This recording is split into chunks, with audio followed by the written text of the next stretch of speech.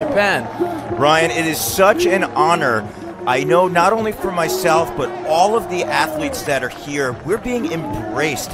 We're in this very powerful city of Hiroshima that a lot of people have heard throughout the world. Obviously, in World War II, known for being a city where the atomic bomb went off, and then from then on, all of the peace, the love, the compassion for the rest of the world they've been leading by, and they've been showing that respect to all of our athletes out here who are excited to be for our first stop of our FISE World Series. Let's take a look at that beautiful course with something that is very unique out there.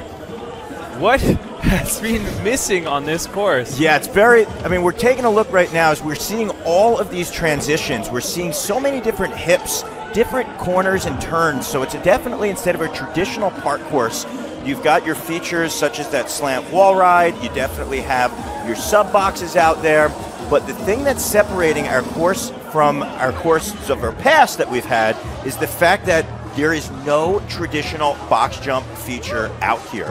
FISE, going all the way back from the first competitions in Palavas, has always been known for having a massive box jump. It's been a signature of FISE.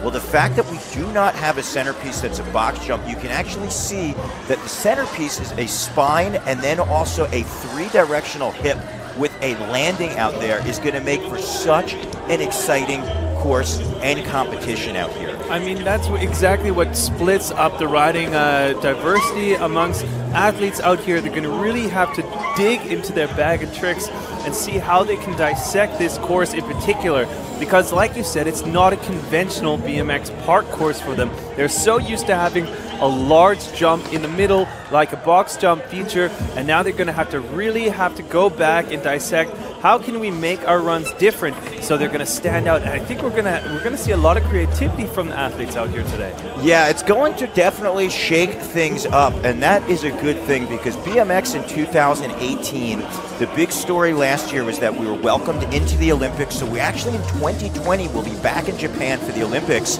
in Tokyo, and riding has been getting progressed and pushing forward. And right now, as we're watching our athletes warming up out here for our semifinal, you can tell that the progression is progressing forward with our riders. So this is more of a bowl course, you would say, as opposed to a traditional park course. The main difference being that all the ramps are blended together. It's not traditionally one hit, so what's going to be a big factor is how well can a rider maintain and keep their speed on the course. So what we're basically doing right now, we are watching our qualifier that is underway. Yesterday, unfortunately, we had a little bit of rain, so we were not able to run our qualifier. What we did today was made it a big semifinal. So we basically took almost 90 plus riders and put them all out here to qualify. We're going to take those 90, and we're literally, Ryan, going to be taking 12 moving on to the final. Well, how do we do that? We basically break our riders down into different groups, and in those groups, we have different heats. So we're going to put 4 riders in each one of these heats. They're going to be taking 2 runs out on the course, and we're doing it different this year. They're going to have 60 seconds for 2 runs, but the difference being that it's going to be a best run counts. So this is going to shake things up. Almost 90 riders, each are going to have 2 runs out on the course, 4 riders per heat, and we're going to take the top 12 moving on to the final. Now, our judges out here are going to be looking for difficulty, originality and style, creativity with the variety of tricks, consistency and control, and amplitude. Now, Ryan, you being a lifelong bike rider yourself, obviously you have a little more background in mountain biking, BMX roots, you know how important the style factor is. Now, on this course that definitely has a lot of transitions, how important is it going to be for a rider to keep their speed? That's something that I'm looking down at the list right now. Actually, a rider, for instance, like Daniel Wedemeyer from the Netherlands, who is able to have such good flow throughout the course and finds all these interesting features to maybe do a fufanu or some kind of different lip trick ability on, and then go down to another rider like from the United States, Brian Fox, who is so known for doing these huge tricks like the double backflip and the cork 7s and the 900s and all these amazing tricks, and then seeing that there isn't a box jump feature like that on course for them, I'm going to really think, okay, maybe they're able to find speed throughout some other transition on course. I have not been able to so far see any of the BMX athletes do a full run. Just what we see on screen right now is the first time I'm seeing the BMX athletes on course, so it seems quite interesting to me as well. I'm not yet able to give you my own personal opinion on how I think it's going to fall out, but maybe, did you have actually some time watching them practice and watching some of the other competitors get a few runs through? Yeah, I did. So I had a chance to go out on the course, and we have our judges out there, 5 industry icons and riders. We have Dave Cleworth from the UK, street legend Van Homan from the United States.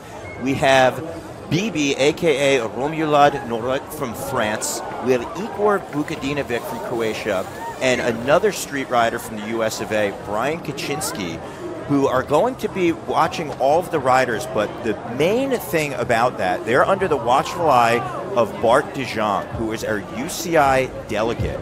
So a few years ago, FISE partnered with the UCI. The UCI is everything cycling, Tour de France, Olympics for BMX racing, really said, let's step up the game as far as judging and criteria goes out there. And I had a chance to talk with Bart de Jong, who really is under the watchful eye. And he was talking format and the fact that the riders do have 60 seconds, it's so important because they want to showcase what a rider has, right? If we're going to the Olympics, you think of the Olympics, not only top 2 riding stamina, think about the play the conditions out there. So he was talking about the fact that it's also the best run counts is going to switch things up. So if a rider puts down one great run, they have an opportunity to either change their complete approach for the second run, or they could attempt to do a very similar run but throw in an increased difficulty of tricks on some of the hits out there. Now, where that can play into factor is you've got to balance it. You only have 2 tries. Since this is the UCI, this is the FISE World Series, the global points race with their 5 stops, the riders are going to be looking for perfection. They've got 60 seconds that they have to capitalize from beginning to end and make it work.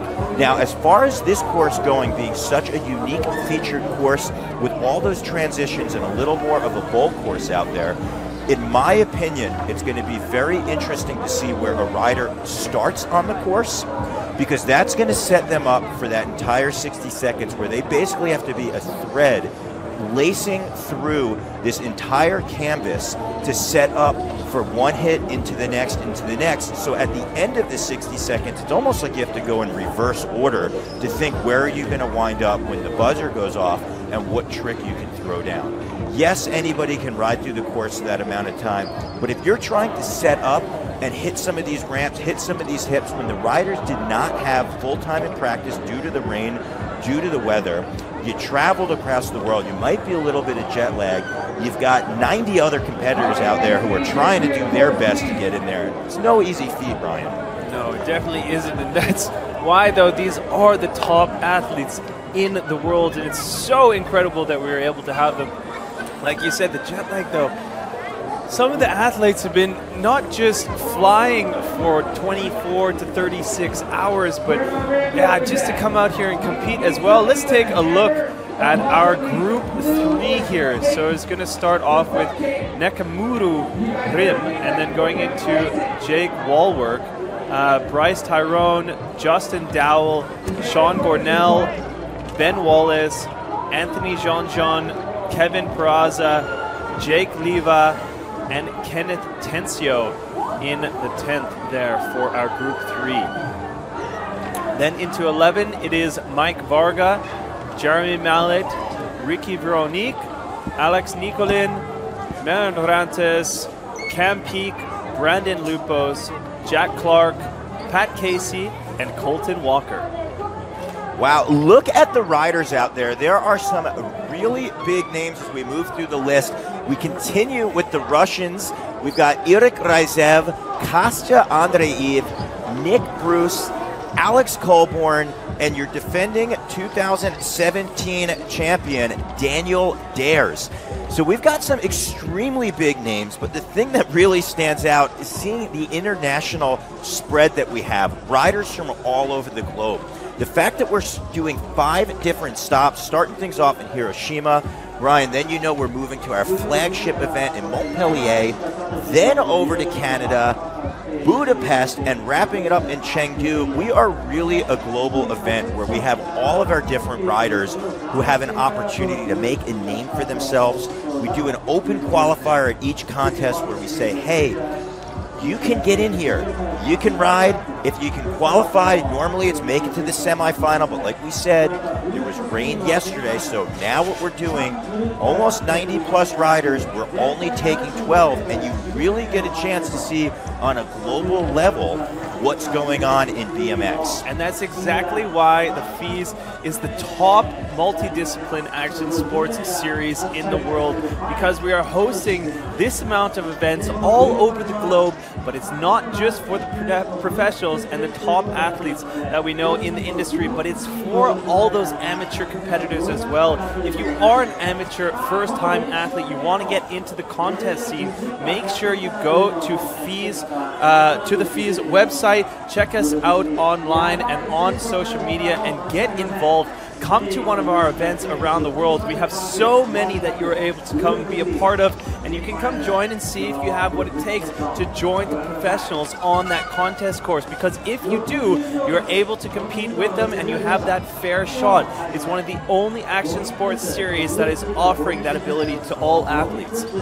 Yeah, I mean, that is such a special aspect of FISE, but if you're going to talk about the global riders, you cannot forget to mention the global fans. The fact that we have so many participants who come and cheer on our riders. Last year we had over 800,000 fans that came out to all of our stops around the world. This year we actually are looking to up that, increase that as we're moving towards the Olympics, and you can see that you got the fan support, and look at all the flags. So after groups 1 and 2, it looks like Daniel Wiedemeyer is going to be on top, followed by Joel Bondu, Jose Torres-Gil in 3rd, Kyle Baldock in 4th. Wow, and then 5th place, Andre from Brazil there. Ryan Nyquist, who I haven't even seen out here, but he's in 6th place. Eric Figar in 7th. Tristan Arts in 8th place. Alessandro Barbero in 9th place. And Daniel Naran in 10th place there. Now, Ryan, one thing to note, we're taking top 12. So Victor Munoz and Alec Donolti are on the bubble right there. They technically are both qualified in, but we still have 24 riders to go. These are your top standing riders from last year. So as you're sitting in that top 12th and closer to number 1, you potentially could put a little more breathing room. But since we still have over 24 riders yet to compete out here, we can see that pack get really shaken up and things change. So as we said, Daniel Wiedemeyer is sitting in that top spot with an 81.5. That is going to be the score to beat. But just again, as we look at all of our names, we see how international. From Australia, we've got the UK up there. We've got Paul Tolan from your neck of the woods, actually. I know that you guys had a chance to ride at, I believe, 040. Yeah, exactly, in Eindhoven. So, yeah, Paul Tolan out there doing a big number, but we have so many competitors out here. Like you said, it's because as well, we had the rain day yesterday. So if you guys do not aren't following why there's so many competitors on screen, is because we had a rain day yesterday, and like Daryl has mentioned earlier in the cast, we are doing it all now. So it's everyone jumped into one category, and we're just doing this in one hit and go. Usually we spread it out in a couple heats previously in the day leading up to the semifinals, and then it moves in semifinals and goes finals. But you know, we're just doing it group right now, all together, everyone in one heat. So you just see a massive diversity in the flags as well. And I think that's very cool because for all those athletes, they're competing together with all the top professionals that would usually just be competing in the semifinals together. Yeah, I mean, we're definitely going to see a unique blend of riding out there. One thing to note, we did have that rain yesterday. Unfortunately, we weren't able to run our qualifier, but because we are an outdoor event, you know, hopefully Mother Nature cooperates with us today as our riders are competing. You can see, though, that the flags out there, that UCI flag, is blowing in the wind, and it can definitely be a factor for our riders on the course. Our first rider doing it for Red Bull Japan. This is none other than Yakamura Rim. About to drop in on course in front of the local audience. So you can hear our on-course MC Catfish right there getting the Japanese rider going. Yeah. As he does a big combo, 360 tail up to bar spin over that spine ramp. Beautiful amplitude from the Japanese BMX athlete. Yeah, great style there too, throwing that tabletop in on that. And coming up here, let's see if he has some crossovers when he's working his way through the park. Now we are taking a look, again, it's 60 seconds on the clock. That is a long time to be in the ring. And the moments that will matter when the clock starts ticking down from 20 seconds, as it's ticking away, we got to make sure that a rider does not get lost. And if they're able to keep their momentum and speed and throw big tricks like that double tail whip there, the judges are going to really favor that. So final moments here. We're seeing a Superman over the spine. Great extension.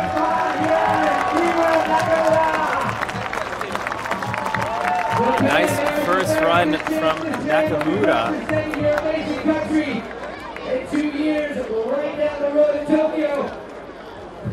So the Japanese rider throwing down a solid. We are going to keep it moving along in the same time zone. We're talking about the Australian. Jake Walwork is going to be on deck. So let's see. We talked about the Australians last year bringing the heat and bringing the power. Let's see if Jake can do that on his first run of two. And see, there's that first feature that we said is kind of going to be the replacement for the box jump. As you see Jake hit that full loop. Beautiful front foot flare there. Yeah, full commitment. Double tail whip over the channel right there. That was a big transfer. You see full commitment using the upper body, and there you go. Another committed transfer, this time going the distance right there. So it looks like Jake might wind up waving that one off. Now, since we have the UCI backing, we have Bart DeJong, the head delegate. Our judges are really looking for consistency out there. We've seen in the 2017 season, if a rider winds up putting a foot down or having a crash, it greatly impacts their score, maybe more so than some of the other contests out there.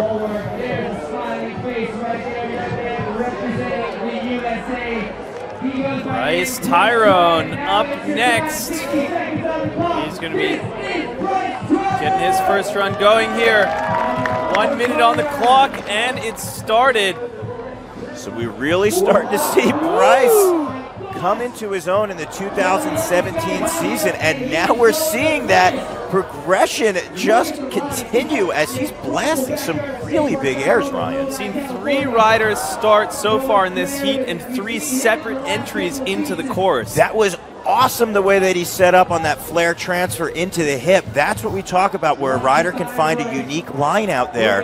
The fact that he was able to cut that corner and keep his speed in order to get that pop off the hip, Bryce is using a very excellent use of the course so far.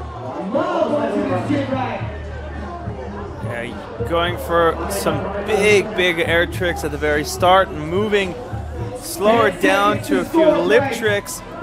but showing diversity as he comes across and utilizing all features, it seems. So Bryce right there having a little difficulty at the end of the clock, at the end of the run, but he definitely started out big and bold. Now, the other thing to note, all of our riders are on an even playing field. They're all out on the course. They all, if the wind is howling or if the conditions out there, they're all on the course. Sometimes with the weather, if you're in the first heat, it could favor a little better if the wind winds up picking up, but we've seen it the other way around as well, where maybe the wind dies down as the day progresses. But as far as the actual course goes and the playing field that our warriors are on, they all have to figure out their own lines. They all had limited practice time, and it's basically what we're seeing is also a lot of riders' bike control and abilities. Justin Dowell trying to get the attention of the audience. All the way from the United States, Justin going for that beautiful 360 look back on the spine into a backflip flare, pumping over the 360 triple bar spin, squirrely on the landing, still holding on somehow, going into a backflip flare turn down. Yeah, Dowell, the young gun, has some pretty wild jumping variations. It looks like he is actually going to wind up waving that off. You see him adjusting his seat. I'm not sure if something got a little bit loose. But we're talking about the UCI looking for perfection. As we mentioned, we have our 5 judges, Van Homan, Bibi, Igor Vukadinovic, Brian Kaczynski, and Dave Cleworth, who are looking for solid runs beginning to end. When you have almost 90 riders and only 12 are going to move to the final, our riders know you got to make sure you keep any of the inconsistencies, crashes, feet down, or not keeping the speed to an absolute minimal. Justin Dowell, you see there. We are 4th rider of the heat.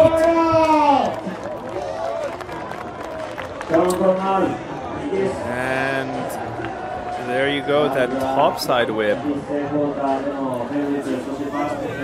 Sean Gornell. Whoa! Nice front flip there. Yeah, Sean able to get around on that downside 360 tail whip. So Gornell right there, you see throwing some pedals to get the bar spin transfer. You can see that capsule in the background, Fufanu to bar spin. You can see him actually utilizing the brakes out there. So, you know, Ryan, a rider has the ability to set up its preference, however many pegs they want, up to 4 on their bike. They can put a front brake, a back brake. Riders like Ryan Nyquist utilize all of those. You got some other riders who say they don't put any of them on their bikes, but you see Sean Gornell utilizing that back brake with that Fufanu trick, where that's balancing, you pull the brakes, and you come down. There you see him utilizing that front peg for the toothpick and then wrapping it up with that 360 bar spin known as the truck driver.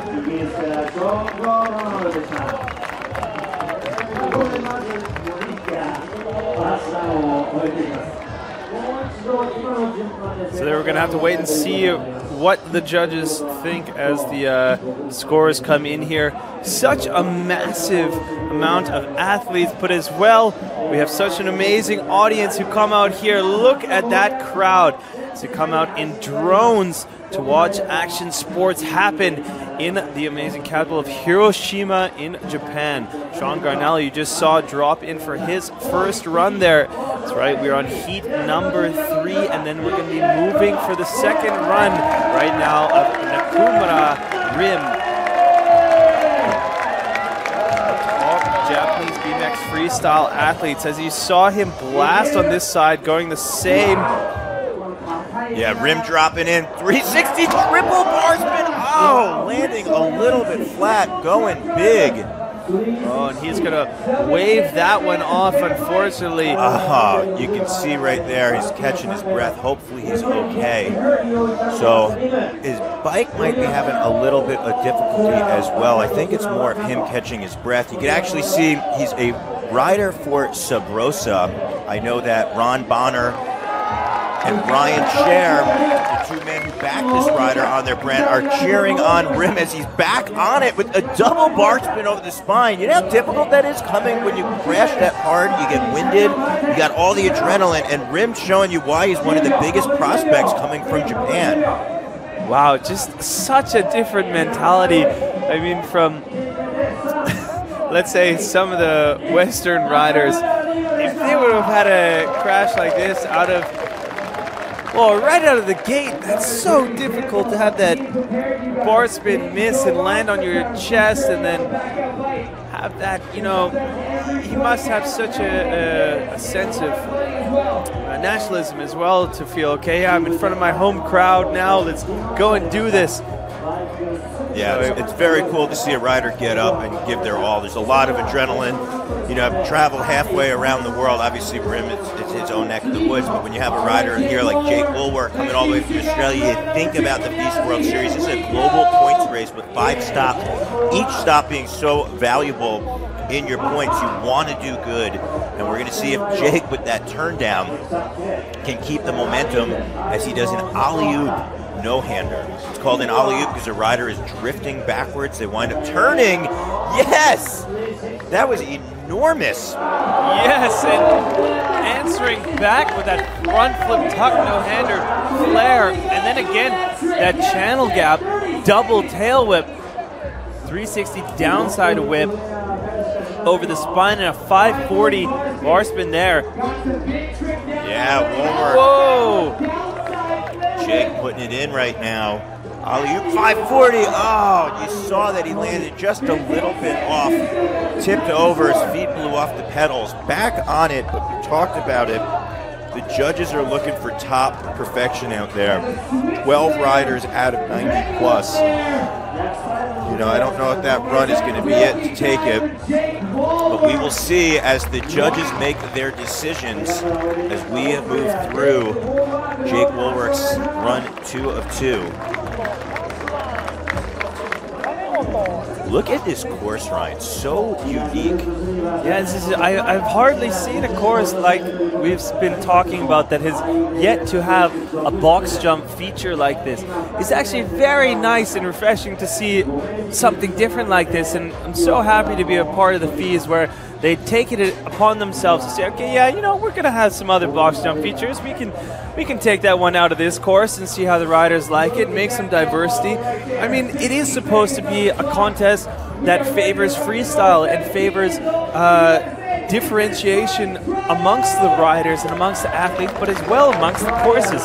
So it's very cool that I think we can showcase such a course. Yeah, we're going to see riders. Look at the amplitude. Big from Bryce. Bryce Tryon throwing the bars double time. That was a big way to start things out. We saw in his first run, he was basically getting shot out of the can. Not getting the full rotation, unfortunately, there. Is that, by the way, is that a full quarter pipe? Is that vert, or is that just almost a bank? I'm not sure where he first the first takeoff. It's actually a full quarter. What he just landed on there is more of a bank, but the first one that he blasted out is a mellower quarter pipe. It's still mellow though. It's not. It doesn't get vert, does it? No, it doesn't. But if we're going to talk about the angles of the quarters out there, one thing I want to note on that 3-angled hip, it's a very steep quarter pipe there, and it's not able to give the riders necessarily the pop over. But I do want to highlight and give a big shout out to Bryce, really getting the height. Big killer combination, tuck no-hander, bar spin, bar spin. Unfortunate he went down. I love seeing, though, his positive attitude. I love seeing his speed and momentum. And I have a feeling that Bryce is really going to continue to make his presence known as we continue throughout our series. So that is a name that you want to know. That is a name that you want. I want to see more of, especially if we're going to see big airs like that killer 3-hit combination. So Bryce Tryon, unfortunately, going down. But, you know, it's not up to us. It's up to our 5 judges to determine who will be the 12. That's always the squad I never want to be in. So next up, Justin Dowell, all the way from the United States of America. It's a long one to make it out here to Japan. Starting strong there, that 360 look back to a backflip 180 bar spin. It's a flare bar spin, and there he sticks it that time. 360 triple bar spin and a bar spin whip. Yeah, Justin, one of the only riders doing that. It's called a Twix. It's a tail whip with a bar spin at the same time. There's only a couple guys who have ever completed that trick. Daniel Sandoval being one of them, and Justin Dowell out there just looking smooth throwing down the Twix on that transfer. You have so much going on. The handlebars are rotating while the frame is spinning, so at one point you actually have nothing connected to the bike. He didn't necessarily do it bus driver style. That's where you slowly hand it off. He threw the bars. So just shows you the where Justin Dowell's riding is at. Yeah, it's insane. It's like an absolute nothing, but with so much more stuff going on. And guys, if you've ever ridden bikes before, and I don't know, I started learning how to do no footers and then no foot one handers, and then we progressed to nothings. But still, if I go and do a nothing on a bike, it's a strange feeling. The whole bike falls away from you. It's a strange thing because the bike wants to do something else than your body is doing, and there's nothing connected to it. And so then think about doing that with both bars spinning 360 degrees, and that's insane. Let's just keep it at that. That's insane. The Twix is insane. Look at that, some beautiful replay looks. There was that flare turn down. Justin giving Daniel Dares a little bit of advice, He needs to know what he should do for his run. Yeah, Daniel Dares, your defending champion out there, showing down a few pointers, but we're keeping things rolling to Great Britain now. Sean Garnell dropping in. Sean, a very powerful bike rider. You can see he's got a lot of physical strength that definitely transfers to speed when he's on the course. Whoa! Going down pretty hard there.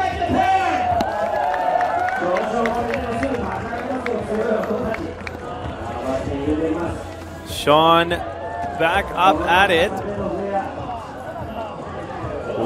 Alley-oop bar spin there, opposite 360 on the spine. So Ryan, when a rider goes down, it might not even necessarily be the physical pain that they experience. We know all our riders are tough as nails. I mean, we see some crashes go down and thankfully get back up and get back in the ring. But it can play a really big psychological effect. We talked about it being 60 seconds you're on the course. You want to really have a game plan when you go out there. The best riders in the world. And if you wind up going down, it can throw everything off, because let's say in Sean's case, on his second hit, he fell on that tail whip. Well, he might have been planning on the next wall having a certain amount of speed and momentum that was required to keep things going, but you can see on that tail whip, he was not able to get his body weight where it needed to be, and he fell. So if you recover, all of a sudden then you're starting with no speed, you got to pedal, get back, and it can really throw you for a loop, and it's easy to get lost out there. So we can see some of our other riders. I believe that was Jack Clark down there, UK's own, getting ready. We've got a lot of riders who have yet to go, but we just went through our first 4 riders as we're going to give our next 4 a moment or two to warm things up on the course. We talked about the rain yesterday. We did not have a chance to run our full qualifier. We didn't even get to drop any of the riders. So if you are just joining us, you've got the best seat in the house for our first stop of our 2018 FISE World Series. This is our UCI BMX Freestyle Park World Cup qualifier, which is actually going to be known as the semifinal. The reason you need to know that is that we switched up our format. For our semifinal this year, our riders have 2 runs, and we're going with a best run counts scenario. It's going to be very different. We're going to see our riders potentially taking a lot more risks if they get a solid first run out there, where they can try some more difficult tricks on the course, and if they go down, they go, I got 1 run in, this way it's not going to pull down my score, but I can be rewarded if I maybe roll the dice and pull something off. So it's going to be interesting. That's the question to ask, Ryan. Do you go? What kind of strategy do the riders have out there when they drop in? Yeah, I mean, actually coming from my contest background in mountain bike, I don't know if you actually have that in dirt BMX. I believe you might, but we always had the 2 runs, best run counts, because it was always this format of if you crash, there is no recharging and being able to finish your run. It's like if you crash, that's it, your run is done. But now that we've gotten through the riders and that they're so progressed in their abilities, look at that Justin Dowell on top there with an 83.50, like I'm talking about as well. So Daniel Dares, for instance, a rider who is able to have these amazing flow runs, and then Justin Dowell, someone who's doing all these tricks. But if you do not do a trick and you crash out, it seems like at this point in the game that might be a wash. So then when we go back to a format where it says, okay, now we're just going to take your best run, I think it awards the athlete the ability to say, okay, then I am going to push for doing those best tricks the whole time through. And so what if I crash one time? The next time I might be able to get those best runs. Yeah, it's going to be really exciting as the contest progresses and we see some of the riders who really have been standouts in the years past. I'm talking about Daniel Dares. I'm talking about Alex Colborn, Nick Bruce. I want to see Kostya Andreev. How do they adapt to the format? How do they adapt to the course out there? Yeah, because especially you see riders like Kostya as well, who has such diversity within both of their runs. But look at this, Ben Wallace, a rider who is always, oh, look at how fast he shredded that half pipe. Or full pipe, mind you. The half bowl has Wallace such nice flow going around this course. 360 look back completely. Beautiful look back. The UK's Ben Wallace out here being cheered on by team manager Lee Ramsdale for Mongoose as he does a big flare transfer. Ben Wallace is representing the UK as we move towards Tokyo 2020 for the Olympics. Wallace out here. Yes, 270 coming in. Wallace had a tremendous 2017. And putting down a big first run out there, waving things off. There you have it. Wallace's first run. I mean, that was some diversity as we saw at the very start of his run. He shredded all across the course, completely different than I have so far seen other BMX competitors do on this course. Let's take a couple slow motion replay looks, some highlights from his run.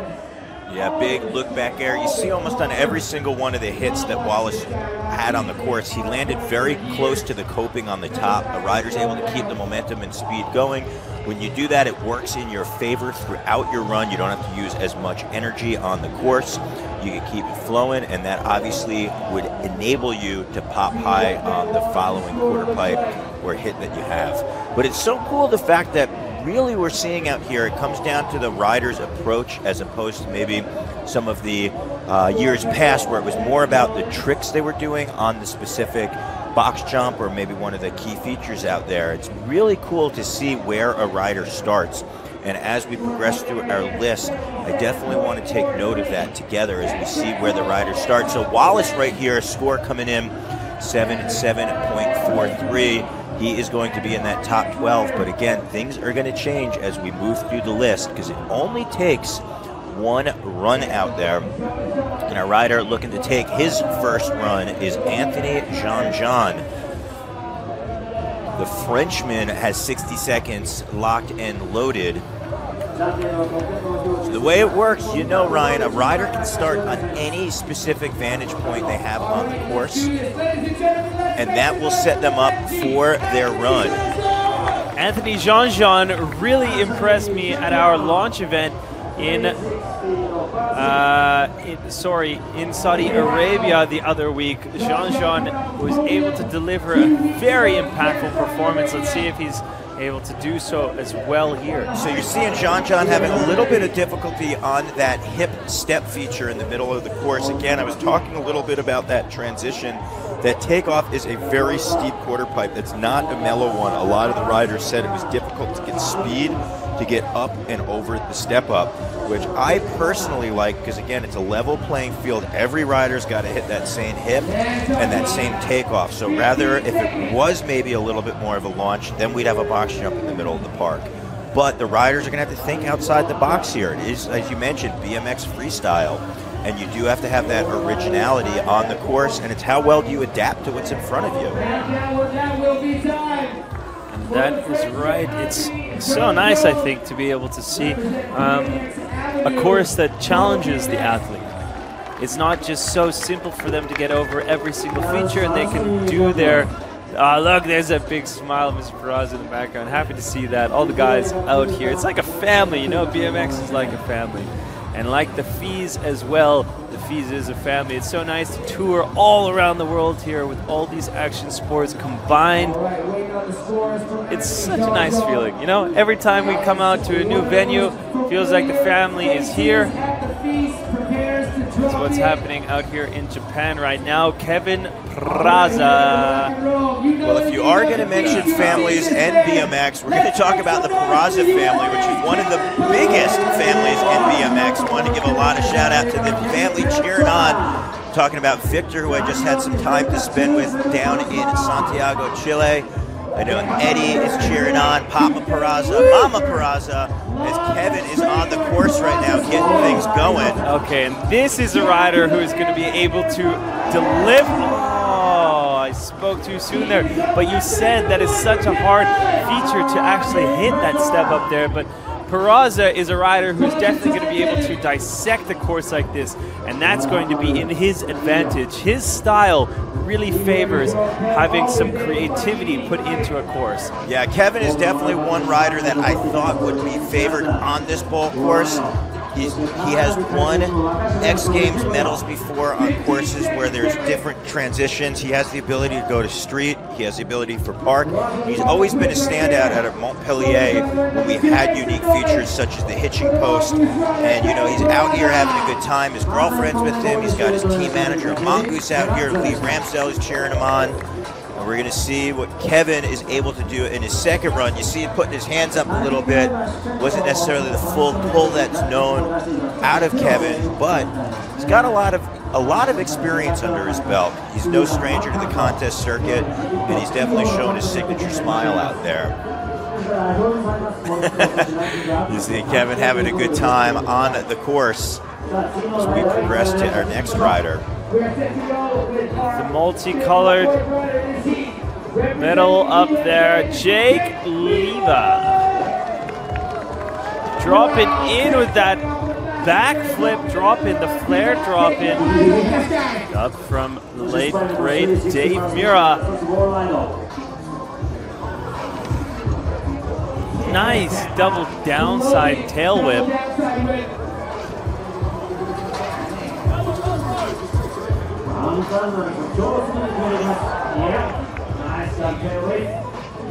And let's see, there's that alley-oop 270. Yeah, 540. Oh, just going down. Saliva there.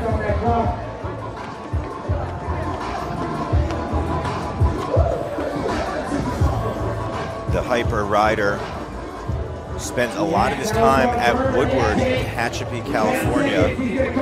Talk about Woodward West, always a dream for any rider to get out to Camp Woodward. Props to Gary Ream and the Woodward fam for sporting so many different riders. You can actually see he's got that right next to his hyper and snafu sticker on his helmet, along with his name right on the back. But we are going to go to the top of the list for the big rider, Big Ben from the UK, looking to get back in the ring right here. We are currently on heat 15 of 19. That is a lot of riders, as our fans are pouring in here into the former municipal stadium in Hiroshima. We are in a global points race in our semifinal. 90-plus riders, 12 are moving on, and the Mongoose rider coming in, Ben Wallace, as the clock starts. Wow! Blasting. Here we go. There with that look back. Oh, look at how he charges through that. Yeah, you can see him going completely upside down, the 12 o'clock mark. Wallace, look at the height on that no-hander. We're seeing he's 20 seconds in, but Ryan, he's got a lot of speed. Tail whip at height. Got to make sure that Wallace can keep it flowing with that 360 look back. But these are the points that I was making from his first run. He flows so nicely throughout this entire course, utilizing some amazing features, but as well some perfect transitions. Wallace, you see hanging up a little bit, then all of a sudden slowed things down with the Fufanu, going for the 540 tire tap, a little bit wild style. So we're going to see these final 10 seconds. This is where the judges want to know, was this planned out here? Did you get a little bit lost? Did you recover? And look at that, Wallace with an over toothpick. Very technical trick right there. You got to have a lot of upper body strength. Find that balance point on the spine. It's called a toothpick because it's your front peg. Ice pick is the back, double, 2 pegs. But Wallace utilizing the tooth on the front, pulls right back over with the upper body. Not an easy thing to do, let alone at the end of 60 seconds. So Wallace with a big look back air. The fact that he's able to do look backs like that, it's because he doesn't necessarily turn in his traditional direction. Some riders might say it's a little bit goofy footed. Some might say it's not your traditional way. I say when Ben Wallace does it, it's awesome. So you can see him down there, right there, with his UK team captain down there. We got Rich, who's just looking in the watchful eye, letting our riders know what is going on. Score coming in for Ben Wallace. Let's see what Wallace thinks. Will it improve? 77.4. That's good enough for 7th place. Not quite comfortable with so many athletes coming up here. We'll have to see. Anthony Jean-Jean, like I said, Total rider coming in, part of the Total Army 360 bar spin. So that was a little more than a 3 because it's over a hip, almost on that 450 mark. You saw Ryan, he hung up his back wheel. When a rider doesn't clear all the way to the transition, you land on top, you hope that it doesn't buck you over the handlebars, and if it doesn't, then you hope it doesn't zonk all of your speed. And Jean-Jean, even though he cased a little bit, was able to bypass both of those factors as he hits the halfway mark in his time. 25 seconds. Yeah, and a nice flare there. Tuck no-hander over the spine. Yeah, Jean-Jean came into the scene last year at our final stop of Chengdu with some really big jumping tricks. And it's interesting to see the way he's dissecting our bowl course out here with that flare. Yeah, definitely want to give a lot of special love to the Hurricane ramp crew for building such a cool course out here as Jean-Jean is wrapping up his 2nd run in the ring. So Jean-Jean, 2 riders down, 2 more to go of our heat number 15. Let's see what the judges think once again. 2 runs. Your lowest score. So cool seeing the fans out here as well, just really pouring into our park. The weather we're talking about, it's a little bit chilly out here. We're hoping that the rain can hold off. There's a little bit of wind as well, but the spirits are high. And one man that embodies that with that smile is our next rider, Kevin Peraza. Tucson, Arizona. The familiar smiling face. You can see he's getting ready to go. Visualizing a little bit. The thing that comes out is just a bigger smile. Peraza's the first rider, drops in. Charging. Whoa, all right. Starting things out with that step up 3. Scrubbing speed there. As you notice, Kevin has no brakes on his bike. So when he comes off, yeah, and there he goes. Oh, missing the Indian air again. That must be such a difficult feature to get actually angled in there. As we saw Kevin have difficulty with that in his first run as well. Yeah, I know everybody at Premises Skate Park is cheering on, especially brother David, as Kevin is trying to put it together with 20 seconds.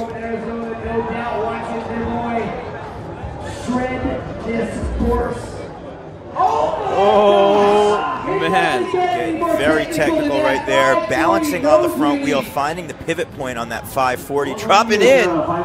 Very cool way to go around that capsule right there as 3, 2, 1, and that is time for Peraza. Quick little pedal slide showing his street abilities. See, I love the way that he's able to shred across his course. It would be amazing to see him in the final, but with 2 bubbles like that and 1 in each run. I know that all of our riders are watching, cheering on Kevin Peraza around the world, especially the Zarita brothers. Juani Zarita down there in Santiago, Chile, just worked on a real street project with Kevin Peraza, where they were filming for months on end. And even though Kevin has what it takes to put out some really special video parts, right now we're seeing if he's going to have what it takes to progress past our semifinal as we move along to our 4th rider of Heat 15. Taking a look right there, USA rider, Hyper Bikes, Snafu, Woodward Camp. This is Jake Levia. Here we go. Oh! Big backflip drop in, Ryan. Huge starting that off. That's a big shout out to the late great Dave Mura. I want to give some props on those 2 transfer lines right there. You saw the way that he was able to pull all the way out and grab that transition. He was able to pull the transition, setting up for the next hip. Yeah, Jake, 270 up. Now, Ryan, we're seeing a lot of our riders out here take pedals in the flat bottom. We've seen a lot of riders take pedals out here in the... Whoa! Whoa! Wow! Jake looking to huck that front flip right there. So I was just saying, a lot of riders are putting some pedals out there. I know that we're talking about this being a little more of a bowl course, and it's going to be interesting to see what factor a rider has their overall out here that they're able to bring it. But let's see if Jake can bring it. This is past the time, so it's for the fans. Oh! Jake going for that front flip. Again, it passed the allotted time that was for all of our fans in Hiroshima and all of our fans around the world. As we wrap up heat number 15, we're going to bring our next riders out to warm it up. But while we do so, we want to hear from you. We want to know what riders you're thinking about. Who are you cheering for? Ryan and I want to hear from you personally. You can send us messages through Instagram or through Twitter. It's just at DarrylNow, DarrylNau, or you can follow Ryan at his handle, which I believe now is Late Night Rai Rai.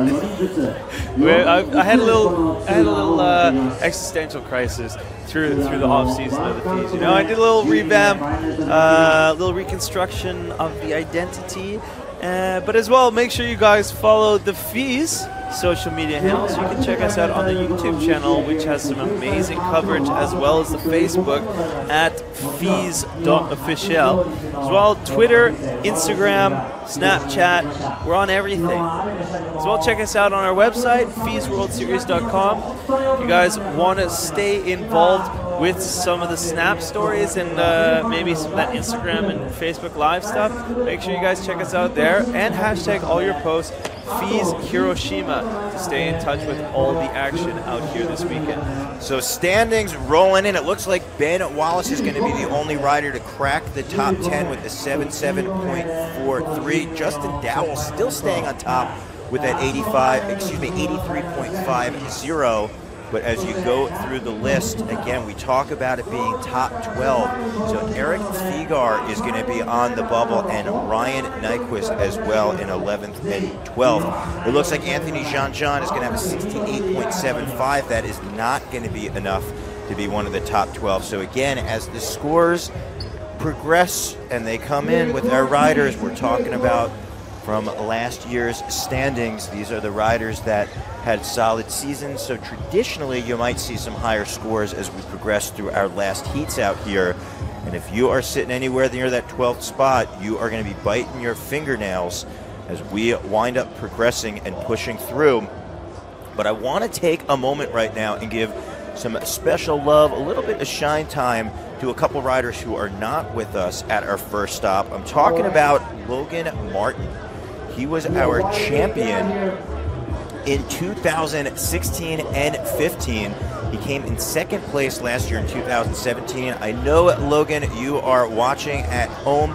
Unfortunately, about 4 weeks ago, Logan suffered a collarbone break. He shattered it on a front flip gone wrong. I mean, Logan is such a committed rider. If you want to see some really cool footage of Logan, grab your phone, follow him on Instagram. It's at Logan Martin BMX, no spaces, and you can see on a daily basis Logan pushing his riding. There's some really cool giveaways on there, but unfortunately shattered his collarbone 2 weeks later, had a surgery, and literally 2 weeks after that, he started riding again. He almost thought he was going to be able to ride here. For any other rider, it would have been world-class riding, but for Logan, he's like, I don't want to put myself out of commission for this season. It was a hard decision for him, but we know Logan is cheering on from home as we've got Kenneth Tencio, the Costa Rican, up on top of our subwall feature as we are getting ready for heat 16 of 19. Such a beast. Wow, look at that huge backflip drop in from Kenneth Tencio. Wow, Tencio, 2 big tricks. That was a Superman C-grab right into the tail whip where he threw that frame around. There's a backflip, 180 bar spin. Yeah, Nyquist style. He's doing that for the legend in the house. 360 double bar spin, suicide no-hander. Tencio getting some speed around that wall there. 360 or an alley-oop 271 hander right there. Tencio trying to get a few more points with that Superman C-grab air and the 720 over the spine. 10 seconds still on the clock. Seems like it's frozen on the dot there. Flare on the quarter pipe. Last trick. Bar spin tap. Finishing it off for Kenneth Tencio. Staying on the bicycle will get you in the finals. Tricking every possible ramp. Utilizing every opportunity to score is what's going to get you in the finals. Check out how he started right there with that flare drop in, backflip drop in. Started from Dave Murin. There's that 360 double bar spin or double truck driver. The Nyquist 360 bar, we can call it. A crowd out there still holding bars in Hiroshima.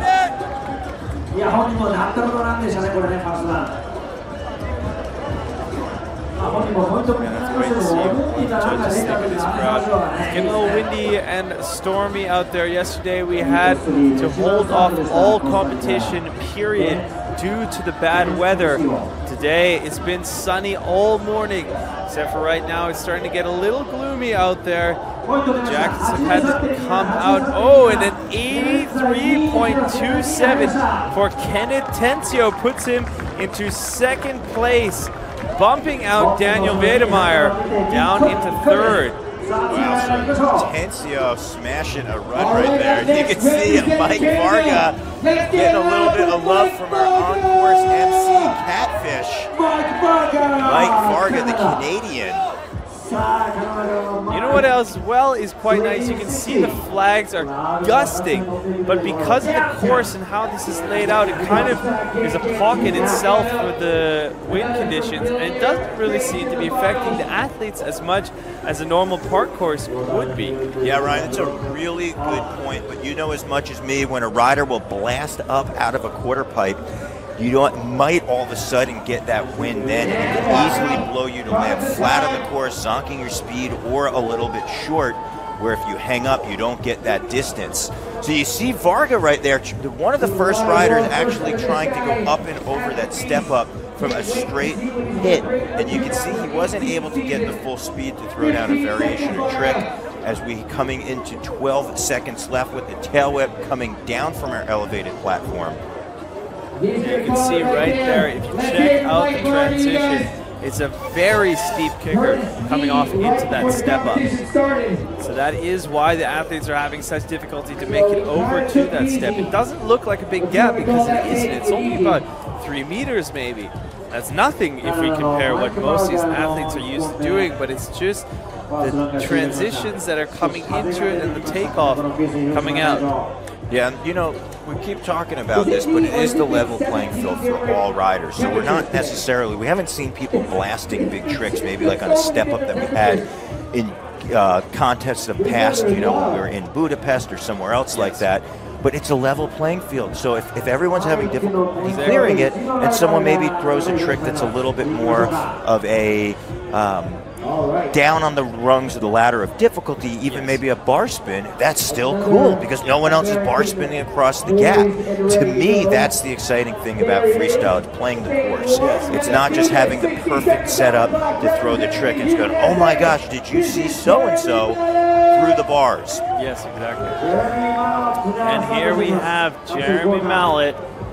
Jeremy dropping in, newly a father, and throwing down a wild style 540 flare right there. That trick is somewhere between that flat spin, 540, a 900, a flare. It's all mashed into one. I had an opportunity to talk to Jeremy on the way over to the course today. He's so excited not only to be here in our first stop, but talking about being a dad. He said it's changed completely his outlook on life. It's also, have given him such appreciation for his time on his bike, and he's really just been able to channel that energy into his BMX. Wow, so happy for Jeremy and the family back home. Seems to be holding down a very solid first run out here. Look at that bar spin coming down to the later half of his run. Going to be about last tricks here.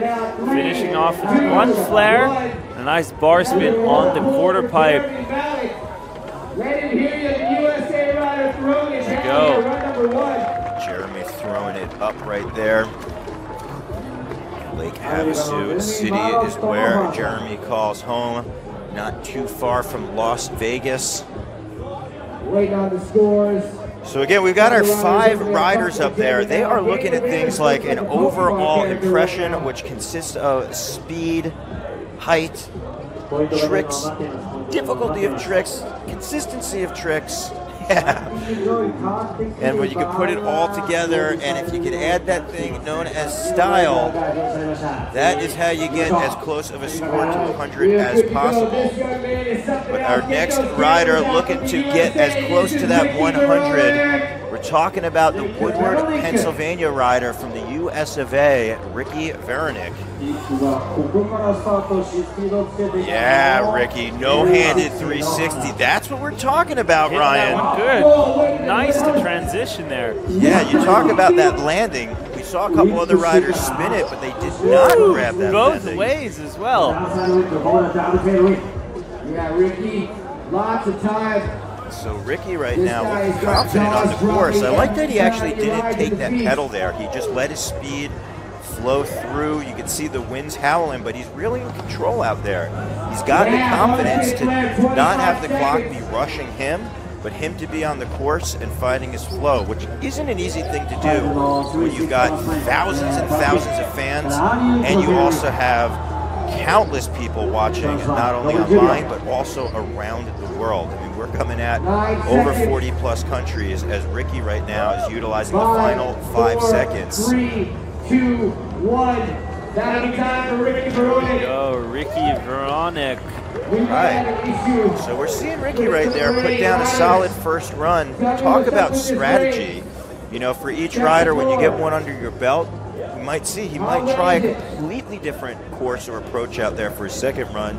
Or he might do something a little bit similar and say, you know what, I'm going to this time throw in an extra bar spin, maybe an extra tail whip here, a tabletop there, and almost work on his painting the picture that he had in his first run.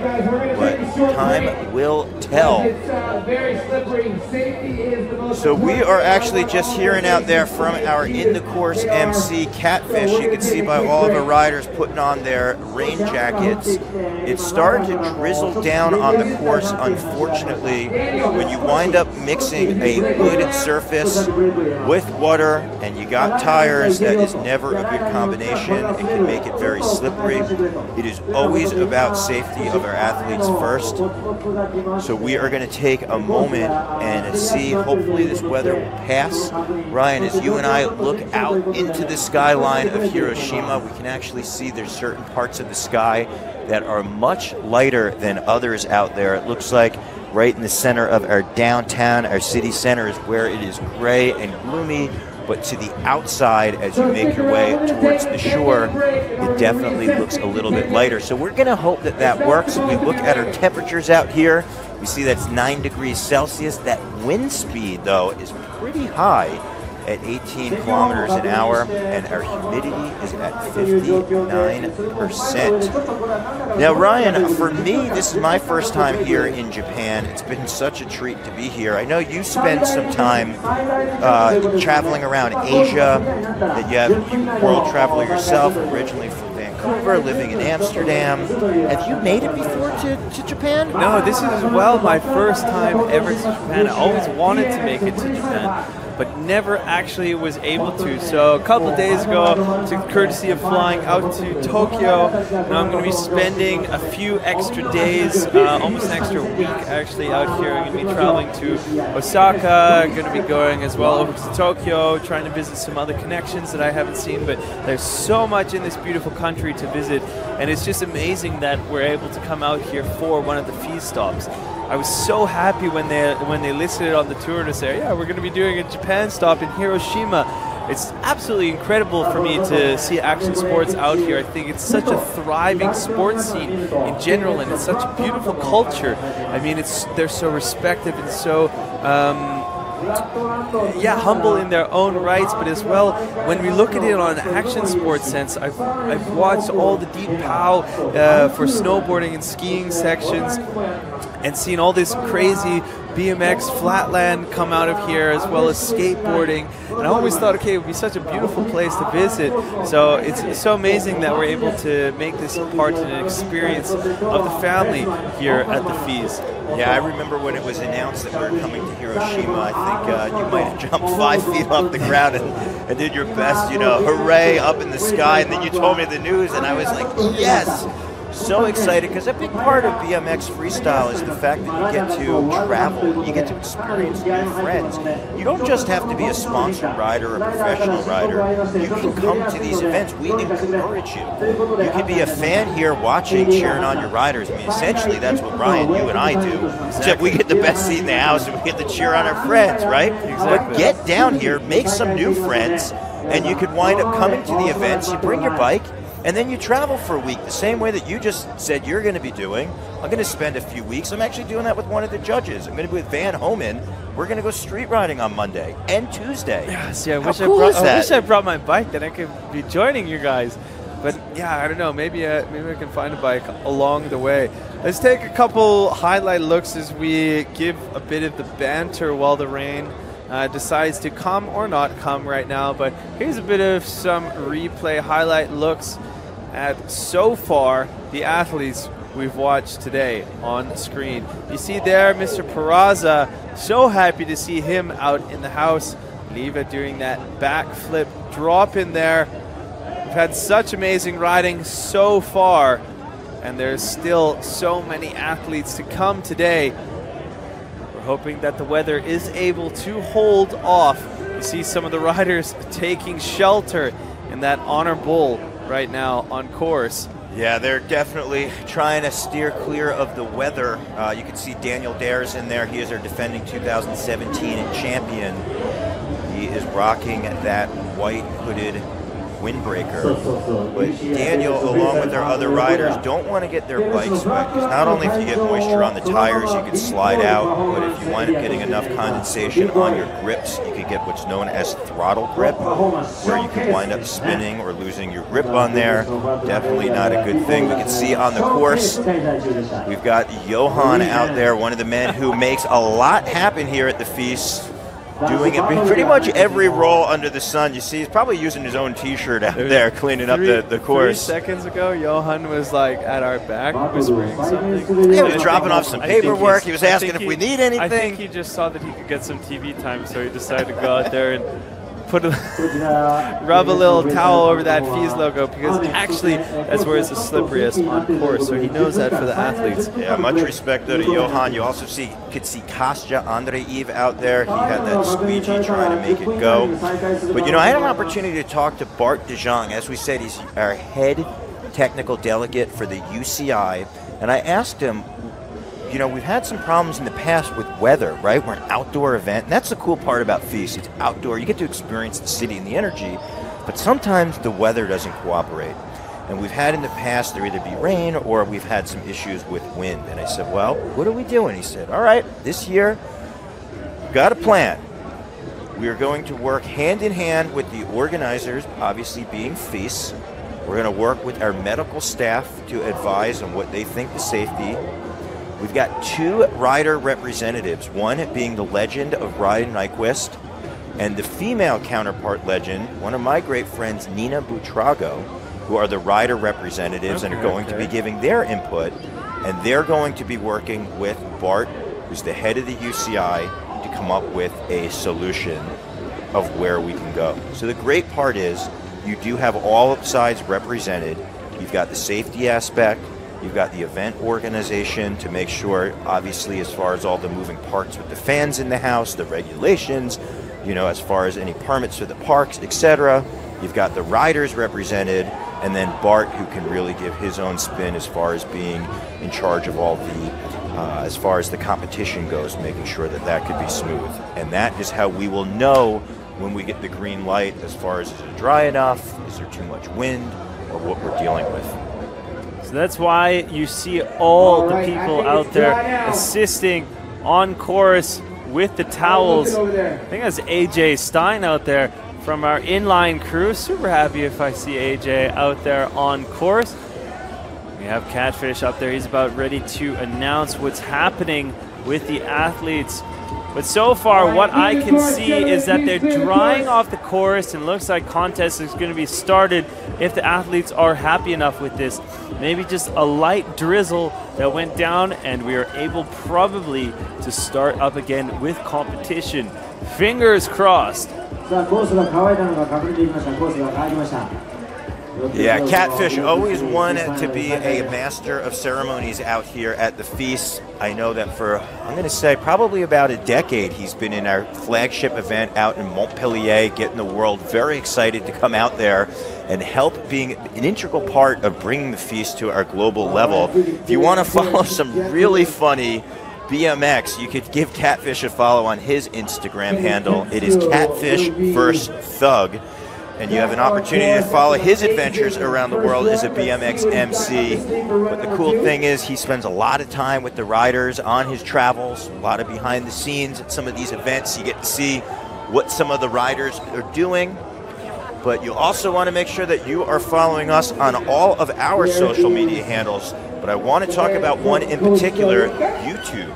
That's right, if you go on YouTube and you just type in FISE, F-I-S-E, you can see so many cool videos, video packages, and highlights of all of our contests throughout the years. And you can see some really cool behind the scenes of some of our riders.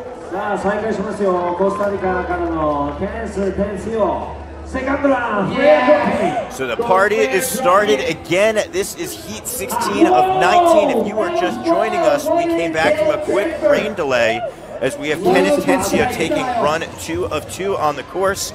Almost 90 plus riders. We are bringing 12 on who get the best run score out here on the course. Top 12 of 90. Tensio right now in the ring for run 2 of 2 as he hits the 30-second mark with the double tail whip. Tensio flying around that full circle. Coming up into the step up. Mr. Tensio and Superman C-Crab Air. Oh, and just going down there. So Tensio, the Costa Rican, you can see the clock is still ticking, 3 seconds to go. That means that he was not able to have a perfect second run out there. His first run was very impressive with that 83.27. He's looking to bump it up. He's currently sitting in second. You know, with a big crash like that, I don't know if it's going to be enough to do, but Tensio has so much passion for his bike and so much of that mental commitment. I love the fact that for him, a signature starting point is always that backflip here at the FISE, and he's bringing that flavor into 2018. But we got our Canadian locked and loaded. He is going to start in the same spot next to Catfish on top of our quarter pipe. Varga's got the big jumping tricks. He's also got the crazy quarter pipe tricks. One thing Varga is known, crazy rotational spin. We've actually seen in years past he's done 900 variations, which is insane and mind-boggling, but you're seeing a taste of it with those two 360 bar spin. One was under-rotated and one was over. Varga coming back across course. Nice bar spin up there. Woo! Getting that straight on. Like you said earlier, Dale, that was one of the first athletes we've seen try and tackle that step-up feature direct head-on. Varga doing justice out there. 360 over the spine. Yeah, Varga looking solid. Again, you just need one bullet out there, and if you could hit that target, you could shake that pack up. Oh, and Varga was looking solid. So you can see right there, Varga was able to get back to the pedals, but so much of this is your mental state of mind, and you saw Varga wound up sitting down for a minute, got really thrown off for a loop right there. I believe his back peg might have just slipped off going for that bar spin variation of the ice pick. Again, you got to find that balance point on your back wheel. So Varga, the Canadian rider, doing it for DK.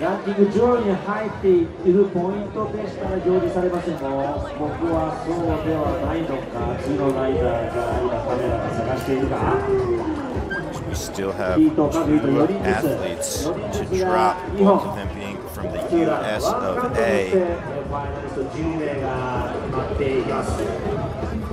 All right, Jeremy Mallett, run number 2. The proud Papa. USA, a minute on the clock. Let's get it, Jeremy. 3, Jeremy 2, Mallett, 1, Lake Havasu, City, US of A. Hyper, Snafu, Monster, 888. Head over heels right there, stepping that foot through on that can-can. Bar spin to no-hander. Got to give Jeremy props right there. Showing very consistency and very comfortable. 3 big back-to-back tricks right there.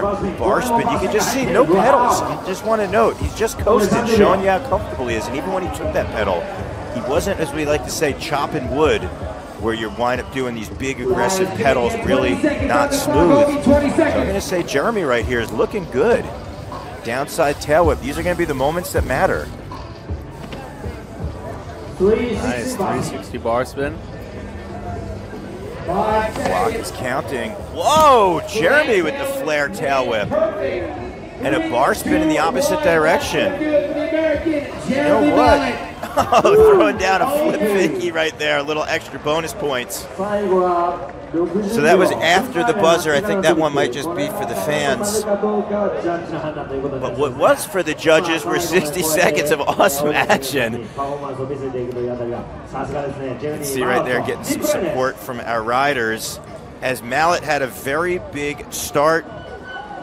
That was Brandon Lupus. He gave a pound too. They actually lived together just outside of Vegas for a little bit of time, so you can see that camaraderie.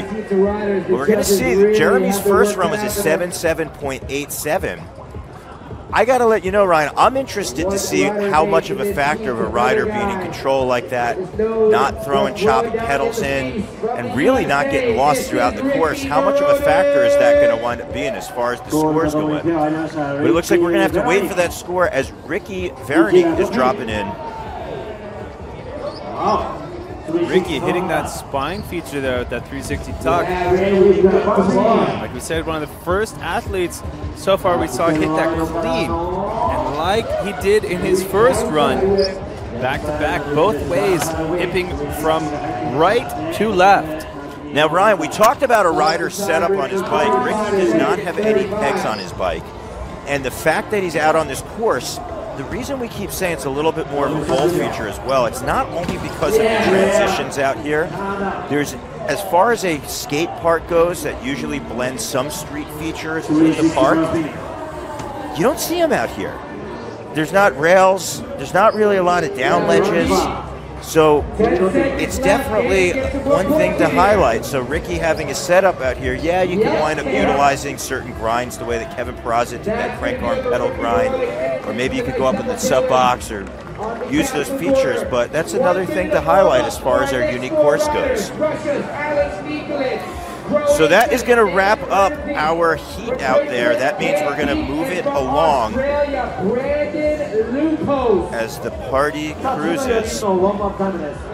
We've got Alex Nicolin, Marin Rantesh, Cam Peak, and Brandon Lupos are going to be our next 4 riders to warm things up. So we can see the skies in the distance of Hiroshima out there.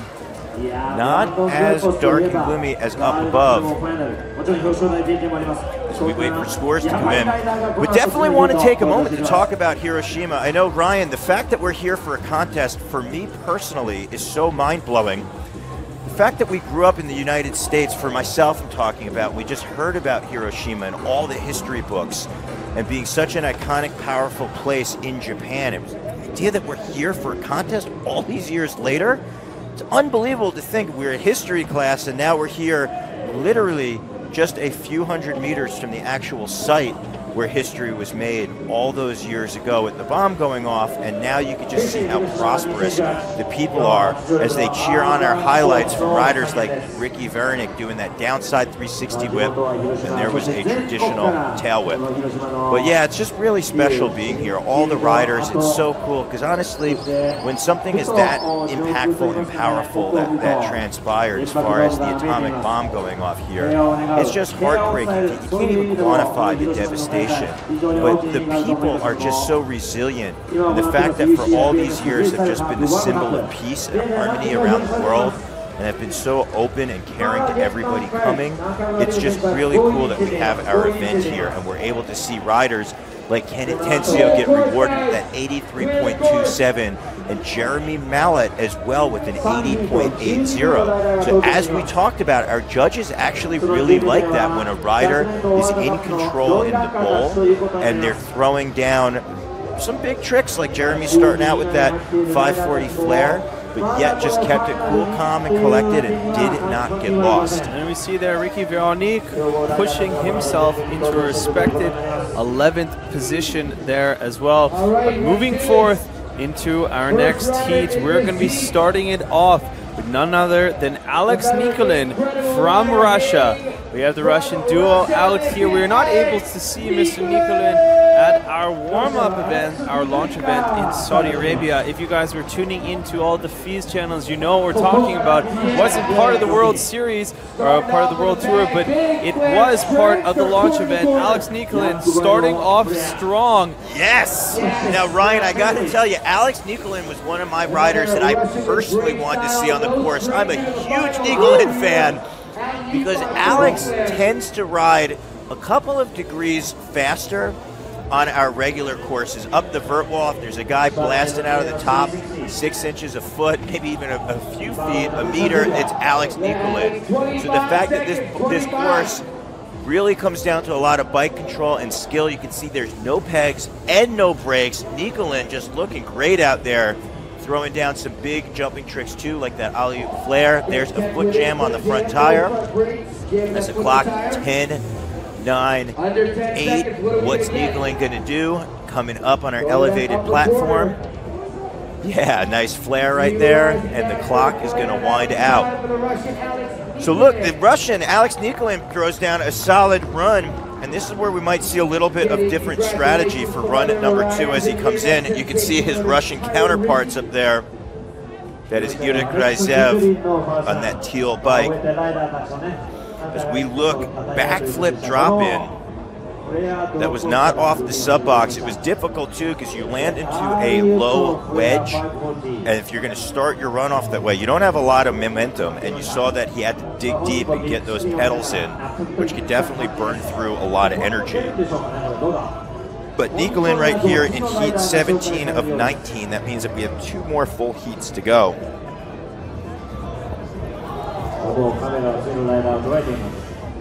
Nicolin out there, 25 years old, the Russian, doing it for Superstar BMX, Monster Energy. But we're moving it along to our Croatian rider, Red Bull, Sony Mobile. Marin Rantes in the gate, busting a little tap on that UCI wall ride, tuck no hander over the hip, nice 360 tail whip with height on that spine. Brian, you and I were talking about Marin right before the event, saying it was so exciting to see him come into his own in 2017. Can he keep that going into 2018? And that was a huge 360 over that step up that most other riders had trouble clearing. Rantesh had a little bit of injury problems last season, and now he's looking healed and looking solid as he throws down that double tail whip and a flare tail whip. So he's rocking that top elevated course like a mini ramp up there. So you know what, let me get a few extra points in on some of the section that I feel comfortable on. He's dropping back down into the bowl with the foot jam. Whoa! Backflip tail whip for Rantesh. Rantes on fire there. That's going to be good for some points, and that is going to do it. Coming back around that honor bowl, bar spin into the hip. Time for one more maybe, and there's the tuck no hander. That's going to do it so far for the run of Marin Rantes. Check out some of these replays. Look under the hood of his run, 360 tail whip, nice height on that spine, but that was that 360. Even though he hung up a little bit, I'm going to just say we're going to focus on the height right there, because no one else popped that high and no one else got that rotation. So sometimes when a rider winds up hitting a move like that, you can look past it. Let's see what he does in run number 2. Red Bull Oakley rider is waving. Hey, Marin. Saying, you know what, if you get a chance to come out to Croatia, come ride with me and my crew. We will show you how it's done. Saying hi at mom, shouting everyone out at home.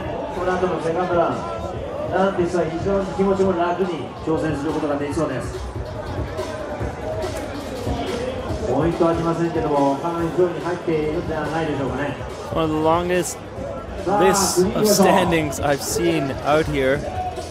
All right, we are set to go with the next rider. So usually we have like a 12 athlete standings in our score system.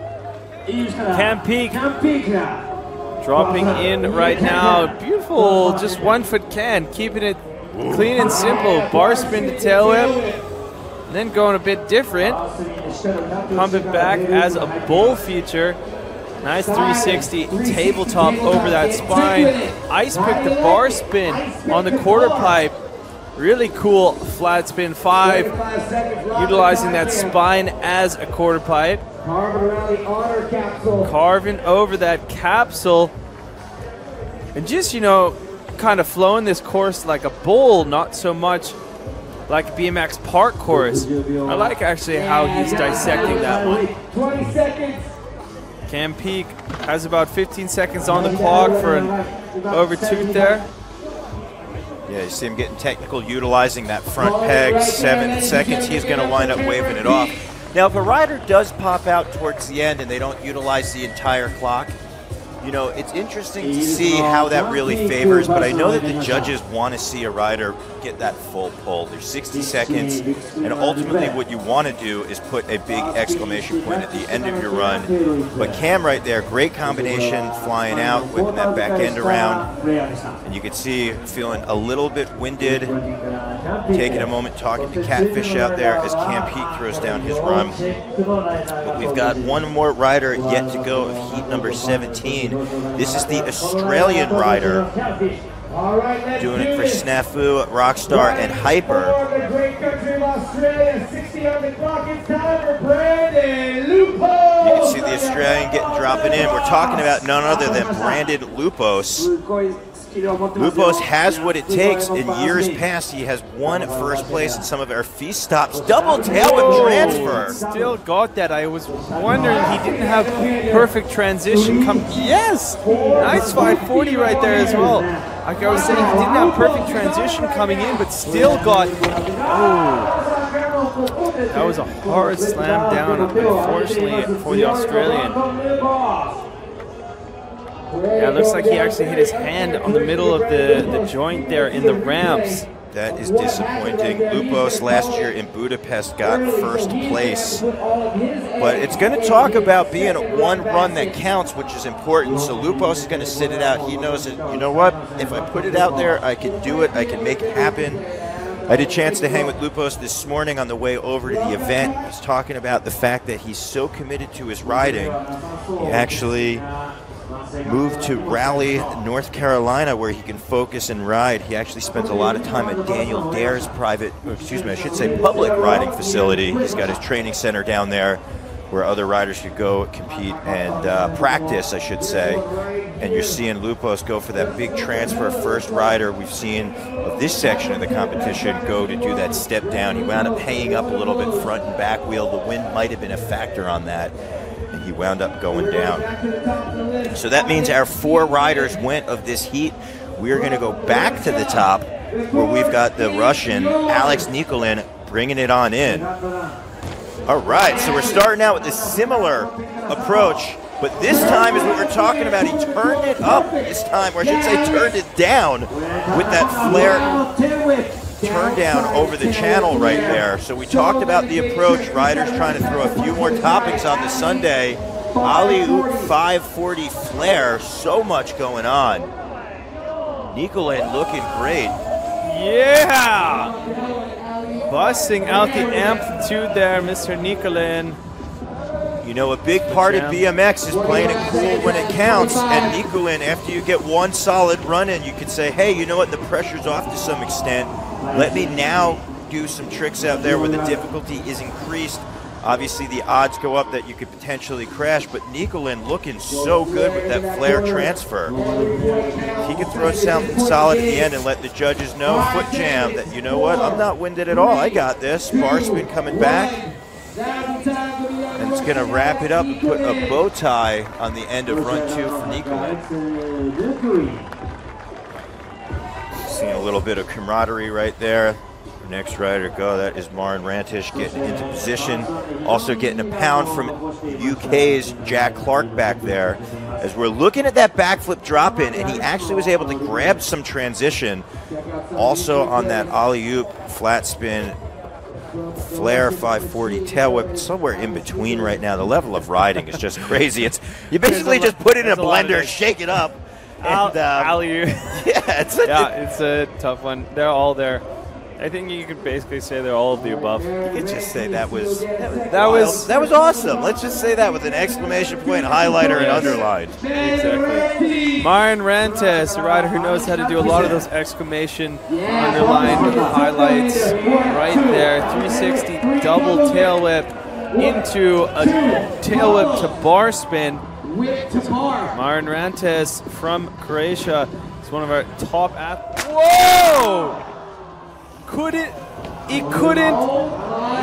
Wow. Most riders can't even clear the step up, and he overshot and just completely tacoed his back wheel. Oh my gosh, you just heard the carnage. Thankfully, he's able to put his hands up and look at that back wheel. That is totally tacoed right there. Folded in half, you can see that rim just giving way with the pressure. Thankfully, he's okay, but we're looking at Marin Rantesh on that 360. How far he overshoots completely to the bottom of transition there. And the fact that obviously the wheel is no longer round, it was like pulling an emergency brake. His weight going forward, fishtailing out a little bit and getting thrown over the bars. Again, thankfully he's okay. Imagine riding full speed or very fast, I should say, and somebody just rips the bike out from under you. A lot could go wrong, but thankfully he appears to be okay from up here. So that was Marin's second run. That means that we still have 2 more riders yet to go. Moving our next rider. And then moving right into Cam Peak. Here we go, it's time for Cam Peak. Cam Peak dropping in now. No time to wait. One for, yeah, bar spin, 2 tail whip there. Like I said, there was quite diversity within Cam Peak's run because, ow, as well going down hard there. Wow, see, this is the difference within having a course that is not so familiar for the athletes. When they have to change up their runs like this, it makes their riding style as well change up a little bit. And sometimes you can see some more bobbles, some more unexpected crashes than we are used to seeing. Yeah, and Ryan, one thing we want to highlight as we're watching Cam right now, I mean, he's a really tough rider walking off the course.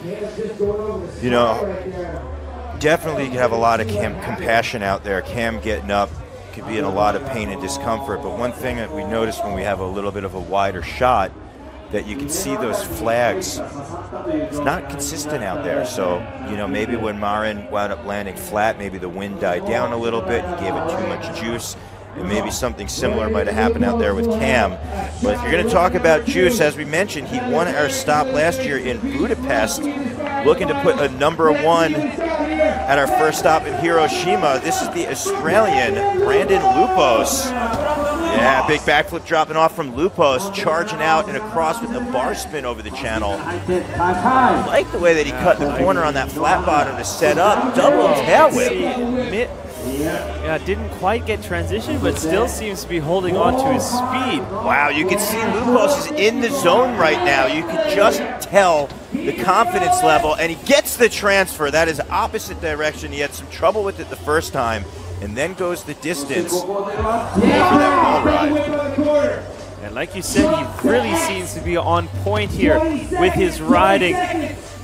We have been talking about it the whole entire day, how this course has changed the riding of most of the competitors and how this has really affected their runs.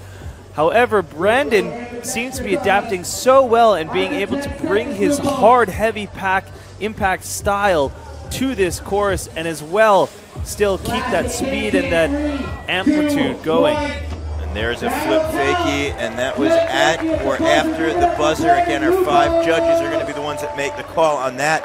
So Lupos came out of the start really charging, and then having a little bit of difficulty finding his line as the time wound up winding down. Again, 90+ riders, 12 are going to move on. I do not know if that will be enough for Lupos, but look at the crowd, right? Wow. The Japanese just pouring into Hiroshima. Packing in for the crowd out here.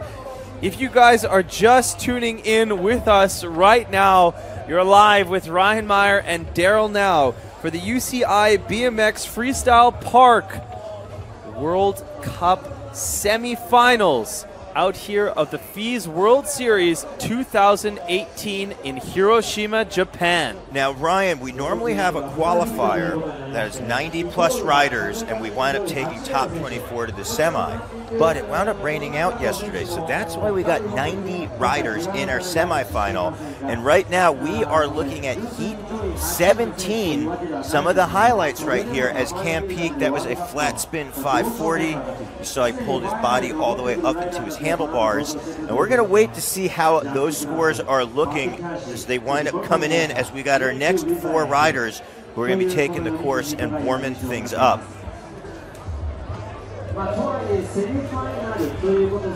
while we're waiting for our scores to come in, I'd like to take another moment right here and give a shout to another rider who's usually on tour with us, but unfortunately he wound up experiencing an injury. I'm talking about none other than Declan Brooks. I got to tell you, Declan, you are always one of our favorites. I'm talking about Ryan and myself, but also all the fans out there, because you link together such unique lines. I know that this course definitely would have favored you. Ryan and I could envision you up on top of that sub box doing some really cool manuals, maybe at the bar spin or out, but we know that you're going to come back. Unfortunately, he experienced a broken leg. Very gutted that he couldn't be here. Super disappointed. But Declan, we are cheering you on. We can't wait. Hopefully you'll be back at the next stops in Montpellier where your Metallica-fueled runs will be on. If anyone wants to follow the life of a BMX rider, you could get on there at Declan Brooks, DECLANBROOKS. Much love and willful recovery going your way, my man. Yeah, very upset when any rider winds up going down like that. But we're going to look at the standings as we're taking a look at our beautiful course. So Dowell's still going to hold strong with that 83.50. That is going to be your best single run score to beat. But Lupos right there with the 79.90 and Nicolin with the 78.50. So those are your two riders, and it looks into Myron Rentis right there in 11th place. And you just see some other highlights. I believe we're going to go into 12th with Ben Wallace, but you see down there the legend himself, Ryan Nyquist, in 17th place. Maybe you guys can check out some of the highlights online. Follow us on social media, Facebook, FISE.official, our Twitter, and our Instagram handles are at FISE World, and as well, hashtag all your posts, FISE Hiroshima. Look who's on course, none other than Jack Clark. There's that infamous style that we love to see. Yeah, Jack Clark out there powering through the flat bottom, bunny hopping onto the side of that roller to get that momentum. Dark side ice pick. I got to tell you, Jack Clark is looking great out here. 540 bar spin. Whoa, big air over that tabletop, over that hip with the tabletop on the rotation around the capsule. Can't step through. If his second 30 seconds are anything like the first 30, we have a good chance of seeing Jack at the top of that leaderboard. So Jack Clark right now trying to make it go, trying to keep that consistency. Big air right there. Hitting the dark side toothpick. It's called that because you're on that other side. So 5 seconds up and over the spine. Come on, Jack. Looking to dig deep. 3, 2, 1. Yeah, some type of 540 variation. So you're seeing getting the full amount of time, that 60 seconds, Jack Clark really just utilizing it right there. See him give him a little bit of shout out to his home country. Proudly on his helmet right there. Also a little love to Radio Bikes cheering on at Jack Clark. All of our sponsors out here who not only sponsor the FISE, but also our individual riders. You guys help make it possible for our athletes to travel around the world. And our next rider who traveled around the world all the way from California specifically, the USA rider, doing it for Mongoose, Fox, and Monster, Pat Casey coming in.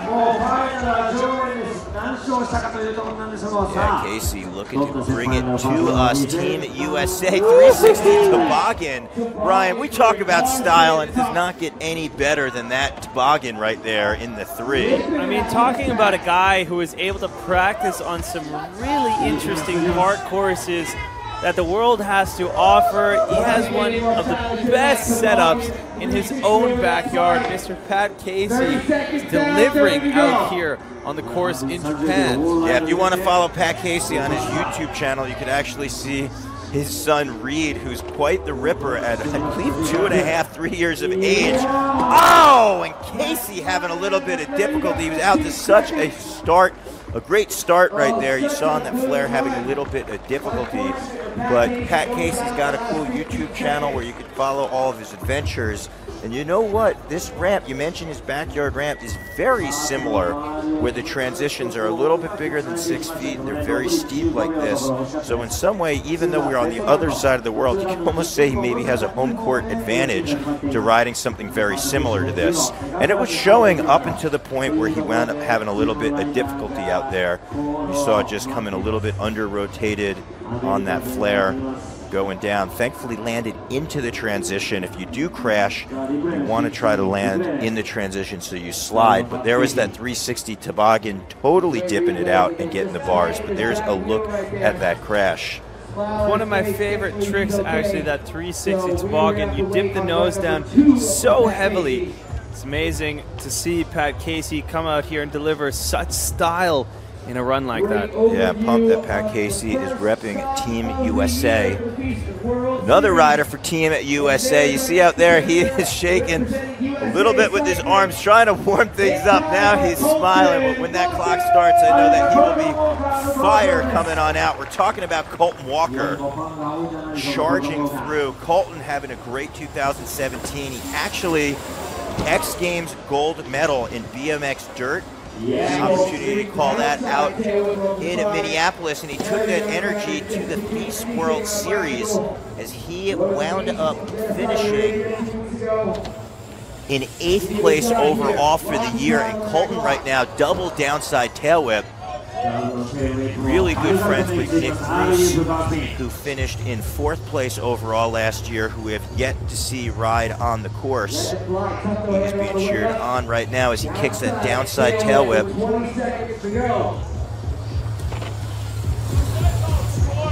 Colton Walker cruising, trying to keep that flow. And he's doing it. Oh, I spoke too soon.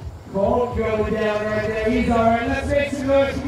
Colton going down on that flare tail whip, trying to come across and over. You saw just landing a little bit hard, didn't have enough gas in the tank to kind of get it floating, but you can see right there those flags are definitely whipping in the wind. You got to be very careful when it comes to the wind and you're throwing down difficult tricks. It could blow you potentially without enough speed or maybe too much, which might have been the case in Marin Rantish where his tire blew out in half. But let's look at Colton Walker and see what happened as he winds up coming around, and you can see he didn't have enough, really drives a lot of force on that front end coming down. You can see the total rider just washing out right there.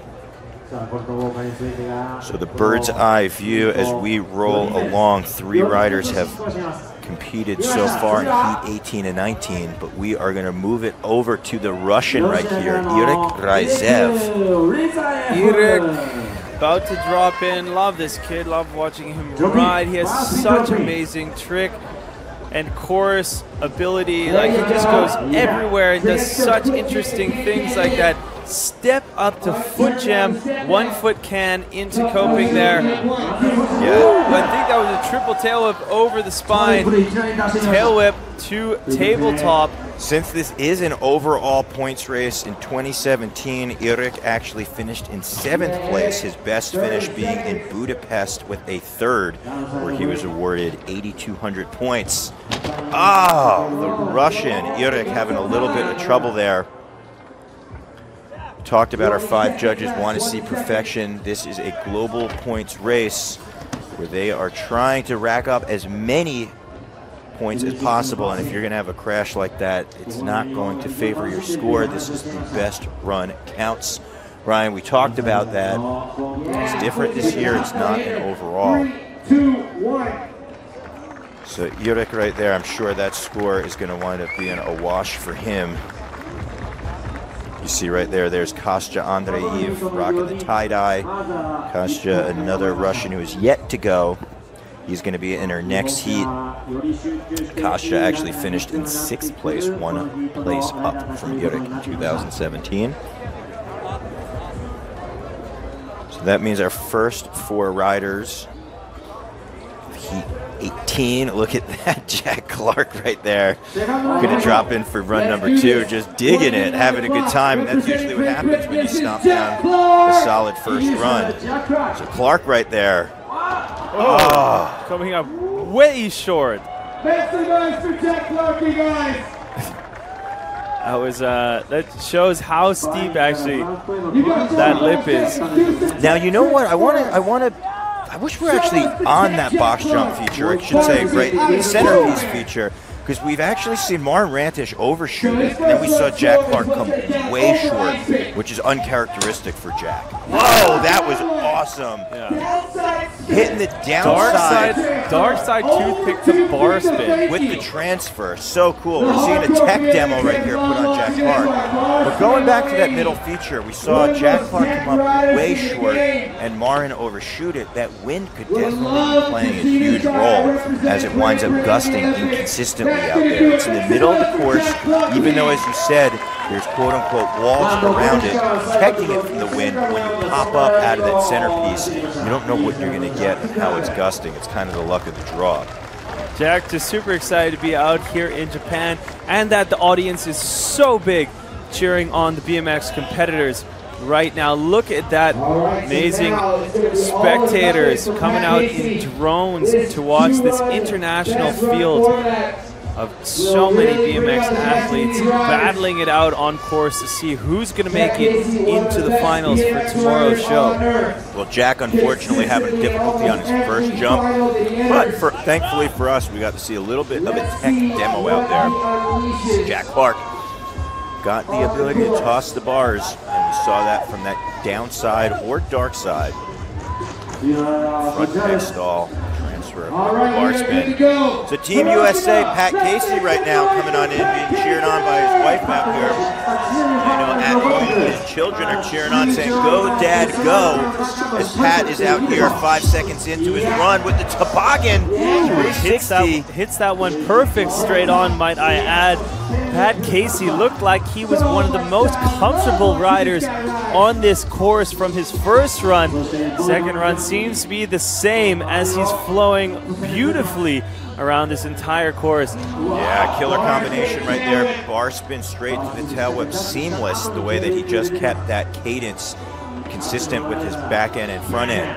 Now, one thing to note, Pat does have a free coaster on his bike. We've seen him in competition before where he can actually coast backwards without his cranks engaging. Let's see if he winds up utilizing that as the clock is winding down.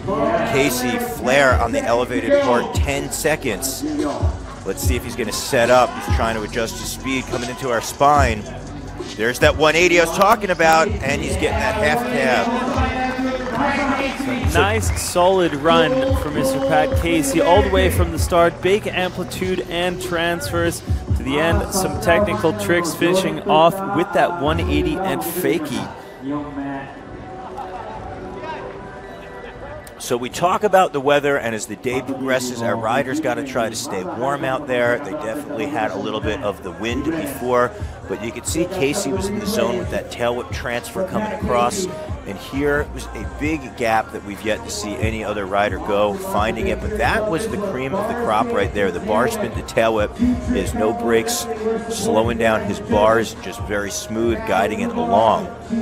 But a rider we saw starting out a little bit of cold and then heated things up, unfortunately got a little too hot and wound up crashing on that flare transfer, is Colton Walker coming in for run 2. Talk about it only takes one run out here. So Colton could shake the pack up. We got our 12 riders who are going to qualify, and Colton's got what it takes. Again, Colton 8th overall last year, tail whip on our hip. Yeah, downside 360 tail whip. Over the hip, keeping that back end rotating. Come on, Colton. Bar spin, Team USA. Transfer down. Walker, double tail whip. Oh, he could recover from that. That wasn't a huge. If he could get his speed up here, Ryan, he could recover from that. That wasn't a game-ending run right there. It wasn't game over. Let's see. Come on, Colton. Sometimes even the judges, if you could put together some really good tricks and get that momentum cruising again. Bar spin. Ah, he's going to wave it off right there. I'm surprised by that. Well, these are still semifinals, but we do have a long way to go of other riders. You can see right there in that windbreaker, that is Nick Bruce, who is going to be in our next heat of riders, along with Daniel Dares in that white windbreaker. Right there you see Irak Raizev actually asking one of the riders to clear off the deck. If Irak Raizev says, you know what, I might be going over there, you want to get out of the way. Not only is he tall in height, but he goes super fast, and he has got the killer combos. Toboggan bunny hop coming in, charging. Whoa, look at how he transferred so far over there. Through that foot jam, and then a can-can. That was one of the highest airs we've seen so far. Double whip on the spine. Transfer back there. Yurik means business out here, and he is going very big with that double tail whip. No-hander coming up. Gonna look to keep that consistency. Yeah, Yurik. Toboggan coming down, barely grabbing that transition, but as long as you do, those are the crucial factors. If your speed does not get zonked, 15 seconds, this is going to really be an important time for him. There you go, foot jam. I believe his other foot might have been off the pedal. Final thoughts, no-hander. And Yurik putting down run number 2. So that is going to be our last rider of Heat 18. That's right. You didn't hear him say something wrong. Heat 18 of 19. That means 1 heat left. 1 heat and 1 heat remains, and that means if you just joined us and you're like, hey, what part of the contest? It's almost over. No, you got here for a really exciting part. That means that our 4 riders who have yet to go were our top finishers from last year. They had the highest points at the end of 2017, and traditionally that means that they will potentially get the higher scores of today, and you will see some high flying action. As we're looking at Pat Casey go down on that flare right there, here is a triple tail whip, I believe, 1, 2, 3 times around from Yurik, and there was that dark side Smith or toothpick bonk to bar spin, downside double from Colton.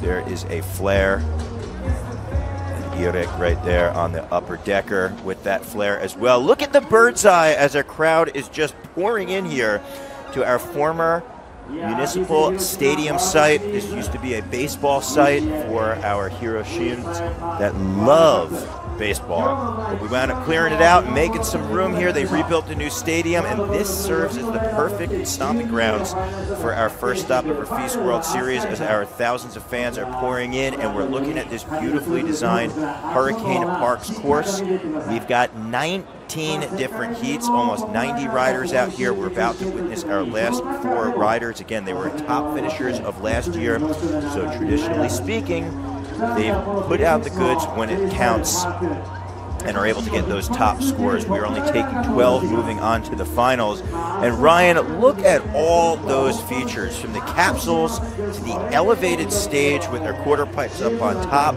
We've got transfers. We could go over that driveway gap. And then the one thing, some like to say the elephant in the room, the thing that or I should say the non-elephant in the room, there's no box jump here. No, this is one of big elephant. There's one of the first FISE courses that do not have a box jump. I mean, the FISE is known so well for having that massive, it's not just a small box jump, it's not just a box jump, it's the FISE box jump. Yeah, and look at this, Pat Casey.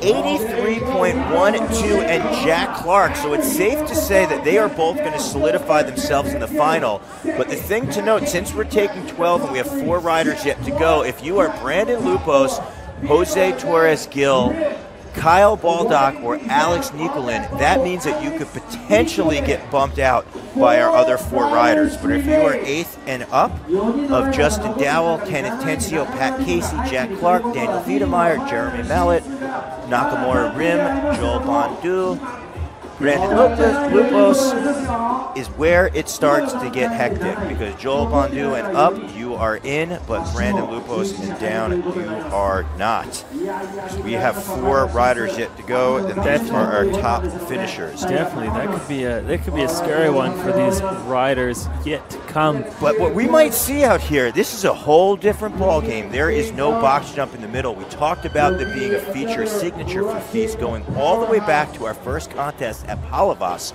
over 20 years ago. I remember the iconic photo of Taj Mahelic doing a one-handed tail whip over the box jump, and that was really set the standard that there's always a big box at FISE. And now we're in 2018, and we're going to see what the Russian Kostya Andreev is going to bring to this course that does not feature a box jump. Well, we know that Kostya is able to deliver on all parks and all different contests related to freestyle BMX. Let's see what he can deliver out here today. Tuck no-hander over the channel gap and really not hitting transition on that next channel. Whip to bar right there on the hip. So you see right there, Kostya throwing down a decade. Now Kostya has in the past thrown down some really crazy lip tricks.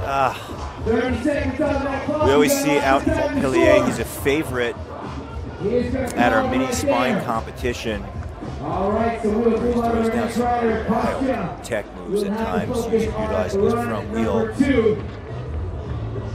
See him checking out his front end. We were just talking about that. Maybe something. You know, looking at some of the lists we have, let's say in our top 20, there's a lot of riders actually that I'm not familiar seeing in the top 20 in most of FISE events.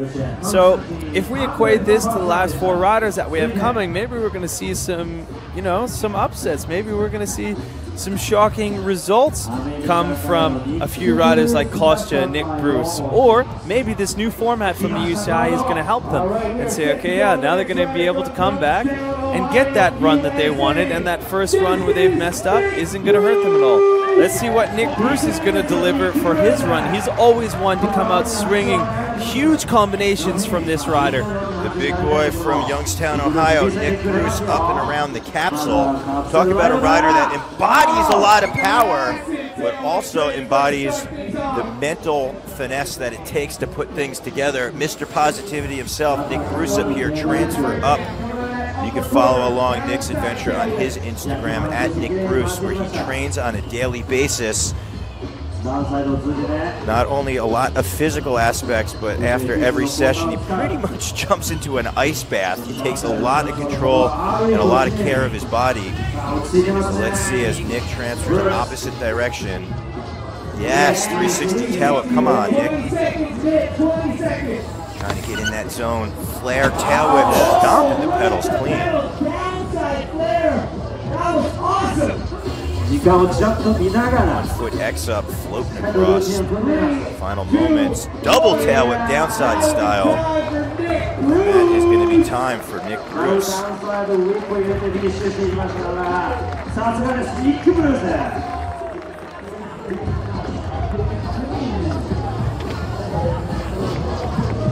So Bruce popping up, getting a little love from the crowd. I'm actually going to say a lot of love. You can hear our fans out here cheering the American on.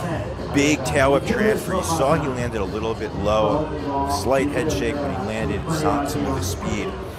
Definitely can take a lot of your energy, but Nick does train, as I was mentioning, has that stamina. Nick battled a lot of injuries at the end of the year, and it's great seeing him back in action. We're moving along to our next rider, Alex Colborn. He finished 3rd for the year. The UK rider. Haven't seen Colborn for a little bit. Excited to see what he has. The Bulldog back on the FISE World Series for 2018. Representing Great Britain, this is Alex Colborn. Alex Colborn, dripping. Yeah, great combo. Bar spin to tuck no-hander. Colborn, bar spin, going the distance. Whoa, all right, good line right there, hitting that hip. Double tail whip. Colborn usually puts on a jumping demo during his entire run, and then followed by a tech lip trick demo. Let's see if he goes with his signature style run right here. Going up on the sub box, only rider we've seen getting it very clean. I believe that was a foot jam, balancing right on that front wheel. Ice pick to bar spin. This is that demo that Colborn is known for. Bar spin the opposite direction, 20 seconds, up and over the spine, off axis, 3 barrel roll flip somewhere in between, 540, bar spin to foot jam. Colborn, very consistent, 10 seconds. Can he keep it going with that 360 double tail whip? Bar spin, tail tap, bar spin. Tail whip, and at the buzzer, alley-oop no-hander. Big ups to Colborn, wow. So Ryan, obviously you and I are not the judges, but that run definitely had what it takes to potentially shake up the top 12 pack. Sitting on the bubble is Alex Nicolin. The score to beat is 78.5. Will that be enough? You can see him blasting out of our Japan Airlines quarter pipe, getting a lot of air onto that sub box with that foot jam. Quick little pogo on top, enough to get the momentum popping back in. And as we said, this is pretty much the only rider we've seen so far touch the quarter pipe. But that means, unfortunately, Logan Martin, your second place rider of 2017, is out with an injury. I know Logan is cheering on, watching all of our riders out there, but he is very curious, along with both of us, to know what our next rider, the 2017 defending champion, coming all the way from Venezuela, currently living in the Carolinas in the US of A, and this is Daniel Dares. Daniel Dares, a rider who we're so familiar to see on top of any contest, especially at the FISE World Series as well. Very interesting to see Daniel's approach out here. Traditionally known to dissect a course and hit all the different features, knowing that the judges love when a course is really utilized, all different aspects of it. We're seeing that right now. Great line right there. Wall ride into that alley-oop, setting himself up to come the opposite direction. We talked about it being a thread on the course, and Daniel really hitting a lot of the ramps out here, building some speed. So we're seeing as he comes back, that was an opposite air bar spin, 360, no foot can't the tail whip. And went down hard there onto his knees. That's that signature move though from Daniel Dares, a 360 no foot can to tail whip. It's crazy that that's what he went down on out there, because you mentioned his signature. Very crazy. And if it is a signature, that means that you've done that trick countless times, and it's unfortunate he did go down. Hopefully he's going to be okay. You actually see he's grabbing his bike, his backpack. There's a chance he might have got a flat tire or something's going on with his bike. It looks like he's maybe utilizing some tools. You can actually see Kyle Baldock out there has his bike potentially maybe offering up a part. Could be a back tire, maybe a little low on air. It's a little hard to see from our house up here. He really dissect that course. He really was utilizing so many different features. The only thing I didn't see him use is that top corner section of the course, but everything else I believe he hit.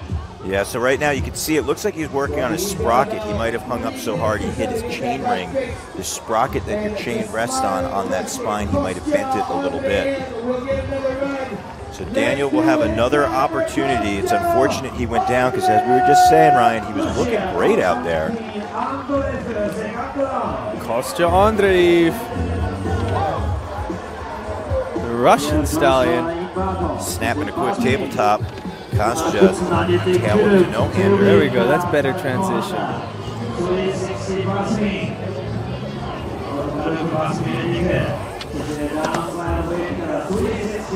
Oh, looking so tech right there. You see that 540 foot jam attempt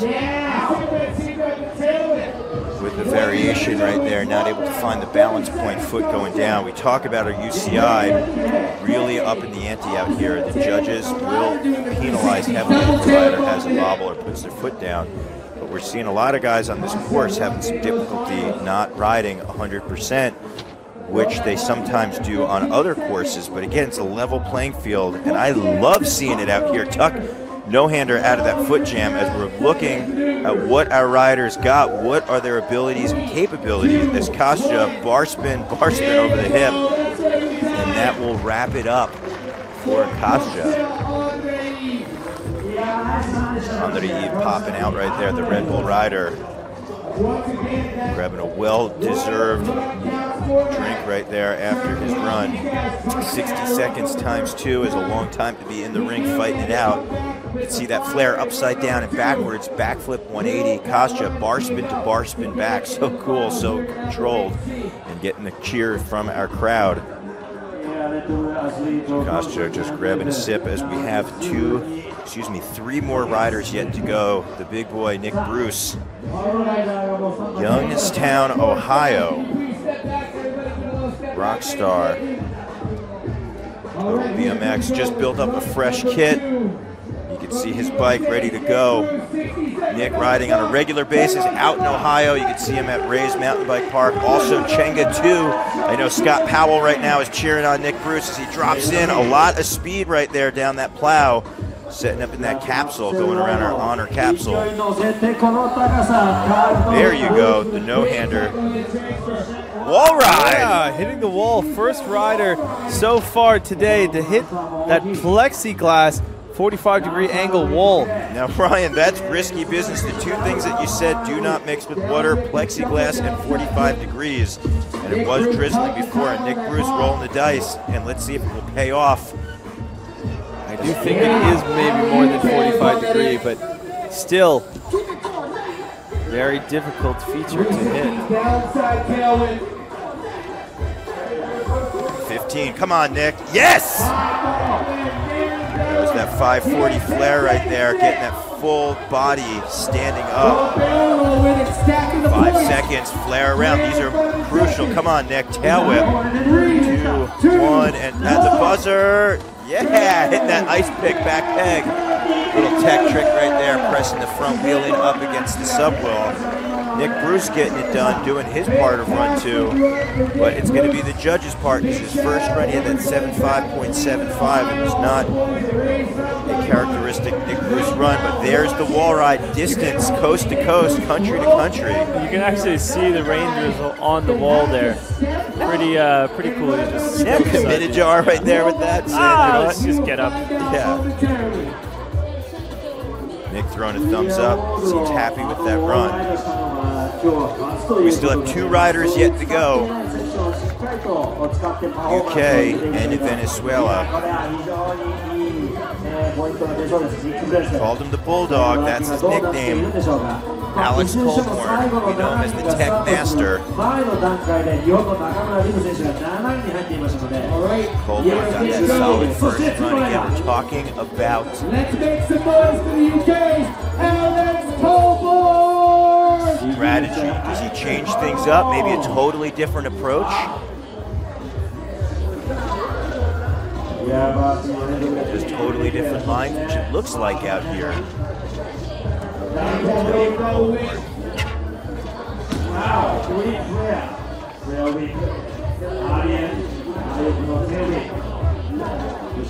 Landed a little flat, so he's waving it off. He feels very good and confident about his first run that went down. We will find out. One more round of applause, please, for Alex Colborn. A lot of times when a rider gives it all on the line out there, they feel like, you know what, I feel confident in my run. I'm going to be in that top 12. Yeah. Sometimes I say, you know what, I'm going to save it for tomorrow.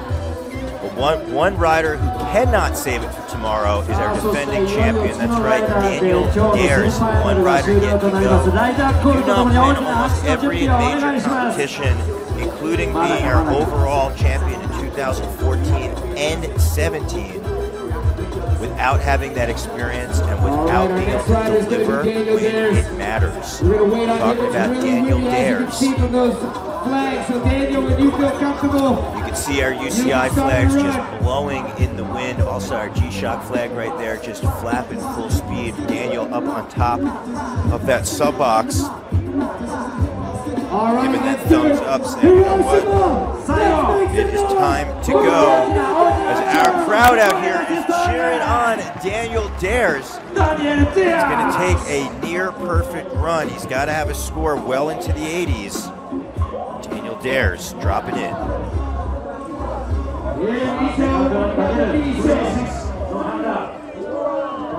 I like Daniel's approach right there. I'm surprised we haven't seen any other rider ride off the sub box and hit that like a straight step up. Daniel firing back, 360 double tail whip over the spine. He didn't have that no-footed can-can, but he also didn't have any troubles right there. Opposite wall ride, setting up into an alley-oop bar spin. I am really a fan of that combination right there. Coming in strong. A little bit of a tag on that 270.